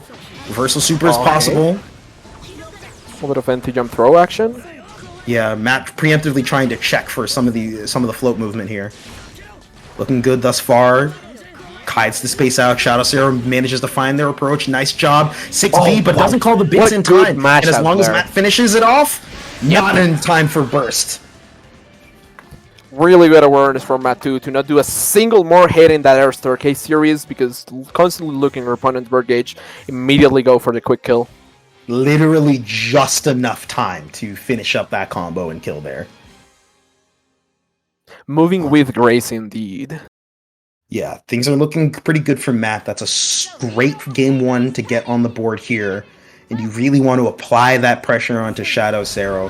When you're coming in from the loser side with the momentum off of these crazy sets, you really want to be able to get it done here. Matt having a little bit of burst thirst, but still managing to find some hits. I mean, it makes sense. Shadow Zero has been early bursting a lot in the past few games. Oh wow, that maximum high DP. And the 6B to go under Izanami 2B, that's actually a really cool interaction there, because a lot of Shadow Zero's approaches have been just going in with the low. Yeah, took the words right out of my mouth. A lot of neutral interactions in their first set, especially early on, were defined by Shadow Zero just kind of backing off and doing a space 2B. So Matt showing the 6B there, I think demonstrates that he's very cognizant of this. Oh wow, that was a reset. That's definitely not a good thing if you're Matt. Jeez, things are looking pretty Rapid big. there? Okay. Whoa, I really like that situation there, but Matt does it again, no matter, and Shadow Zero gets stuck trying to do something. It's Matt, after a bit of a crazy scramble, takes the first round of the second game. Clash cancels into 6-2-3-B? What? These people are cracked, I'm not dude. mad or anything. I'm just like, whoa, what the? Yeah, these people are just cracked. There's a lot They of are crazy cracked stuff. and jacked. There's such a oh my goodness. Oh my god. Okay, we're Oh playing my Leap god, now. please stop thirsting for burst. Just finish your combo. I get it. You want to bait the burst, but getting the burst is also really good. You deprive your opponent of a big resource. Oh, okay. Manages to find the enhanced Phantom Pain here. Couple of 2As. Standard pressure right now. Canceling the record. Oh, again with the 6B. There we go. That's the button. I honestly. Really That's nice deep. air throw Okay. there. And now we get the burst. Alright, good block there. Bits were not set on time there. Yeah. Really good They recognition timed from the Matt. bits, and that was almost a perfect. Yeah, I think it was. I think the also- only damage is chip damage, no? Yeah, it was only chip damage. That was a hood perfect. Yeah, that was really good on Matt because I believe if I remember correctly, it was that the bits came back online right when the slide ended. Yeah. So Matt had enough time to mash before bits could get thrown out to make it a true string, or at least, frame trap / plus, whatever. So really good decision making from Matt there. Matt's eyes are definitely very primed, looking at every single beat timing and so far. Remember quick burst there? Yeah, you're right. He has just been crouching under that. That's really good knowledge, actually. I didn't realize that myself. Yeah. Enhanced DP. All right, Matt. He's taking a very big lead. This is fatal. Oh my god. Oh no. my god. This is gonna be a heap of damage. He has the meter for the super 2 if he wants to. Not quite, just He's DP in gonna, there. Yeah, he's not gonna spend the super because it's not quite gonna kill. Air throw? Oh, not there. Almost. I feel he tried it. my Oh God. wow. That was I don't know if that was a reversal throw or if he's just stand teching. no, that was probably just like stand tech. He's a stand techer. Oh, I'm pointing at him and laughing then. Never mind. Love you to death. Love you. You never had a bad interaction with you, but I'm gonna laugh at stand techers always. That's just the principle. That's a lot of 2Bs, and I understand it, but right now Matt's playing around it really excellently. Yeah. He's up 2-0 and he's looking like he wants to Yeah, get this is match going. point for him. Tournament point even. Yes. Oh Not wow, quite there again, with the another 6Cs. drop of 6C. 6A, however, afterwards manages to connect. Matt's already at about a third of his health here. Enhanced DP, not even a ribcage there. Shadow's very cognizant of enhanced DP doing good damage, but they look like they're struggling to find a response to the enhanced DPs. Shadow Zero, I feel like is respecting Matt a little bit too much, and yeah, you've been pummeled in the face by Naoto, but as he's an Ami, you do kind of have to enforce your God-given right to pressure as a top tier. Yeah, we're seeing a couple of the situations at least. Matt playing very defensively here, but because they were a little too passive, kind of just let Shadow Zero reestablish themselves here. Yeah. Goes for the OD. This isn't gonna. wow. Okay. Just in time, run out of barrier there, but still. After that, wakes up with 2B for another time, and Shadow Zero manages to get. I think this is the first round so far. Yes, this is the first round that Shadow is taking in this set. Enhanced eye. This is looking good. Recognizing the distance and adjusting the combo. Solid damage here. Just trying to go for basic pressure sequences. I like the 6D, trying to call out the jump out approaches. 3C connects here. And they fall down there. Oh my goodness. Alright. Shadow pops the OD and backs off. Good on them, using their resources well. Let's see what they can get done here. Right now they're still stuck in neutral at about half health. 2C from Matt connects, no conversion. There's a lot of movement going here, and across the set, Shadow Zero less and less for the air movement, fearing the air throws and stuff like that, but has been defaulted to those 2Bs that have not worked out. Oh, a really nice block on the cross CA maybe? Oh, Matt was looking for the CA. Yeah, CA that wasn't even an... Oh, no, never mind. I was looking at the 1 meter there. But really good 6A. But that hesitation, I think, is going to be pretty big. If Shadow Zero manages to take this game, I think the interactions like those are... Oh, never mind. It's over. It's over. That was really smart. Actual, that's a very tight gap. That's like 4-frame gap, something like that. It's small, but that was really good. Matt, with a punch to the jaw, manages to take grand finals in dominating fashion. A complete change from their winners finals set here. Yeah, definitely. I feel like at some point, like the muscle memory of the previous set maybe work a little bit against Shadow Zero's favor there, just because of some movement habits they were doing that weren't ideal against Naoto, but like, who can blame them? That was a really tough set, and Matt's a really good player trying to capitalize on every single misplacement of button that Shadow Zero had. Yeah. Yo, Matt proving why he is a graduate. Nice shit, Matt. Messed up. Oh, yeah, Sarah, especially with like a really like executionally difficult character, where she's both executionally difficult and has to have a lot of situational awareness. I think having to go a loser's run is really hard. So you definitely did a there's really definitely good job. no shade on Zero for like performing the way you did. You did amazing, dude. That sick player. I'm a fan now. Yeah, definitely. Good shit. Well, thank you everyone for coming, and thank you Hollow for helping out. I appreciate it. Yeah. You did a great job. I'm down to do this like many more times in the future. Oh, definitely. We'll try to get some more in this year. I know we only had one last year, but it's always a fun time to get to see our graduates and compete with people they may have never been in bracket with. Because, you know, Matt was never in bracket with Sarah in TMN because Sarah started joining after Matt graduated. So it's always really fun to see. But thank you, everyone. Thank you, Reshar and Toledo. You guys did a great job today.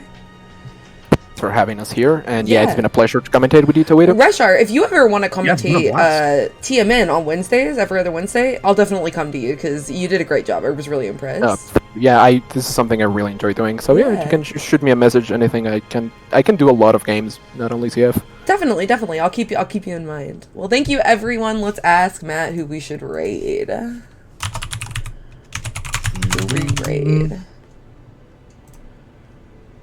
Got a couple of options. Yeah, there's some people streaming right now. Okay, that was 3-0, Matt.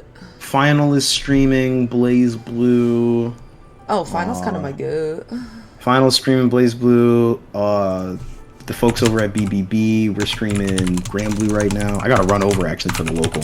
Yeah, go ahead. You can dip. Yeah, I have an AKB Blitzcamp match to commentate. Okay, in we're an actually gonna raid Boston Blue Beat. So awesome. Okay, nice. Okay. Well, hopefully I show up on the other side of the stream there if I do. I mean, I'm still rusty, so we'll see. Anyway, thank you guys very much once again. I'll yeah, see you totally. around. Thank you so much for coming. Yeah. Bye-bye. It's been an absolute pleasure. Bye, Yeah, everybody. seriously. Bye. Goodbye.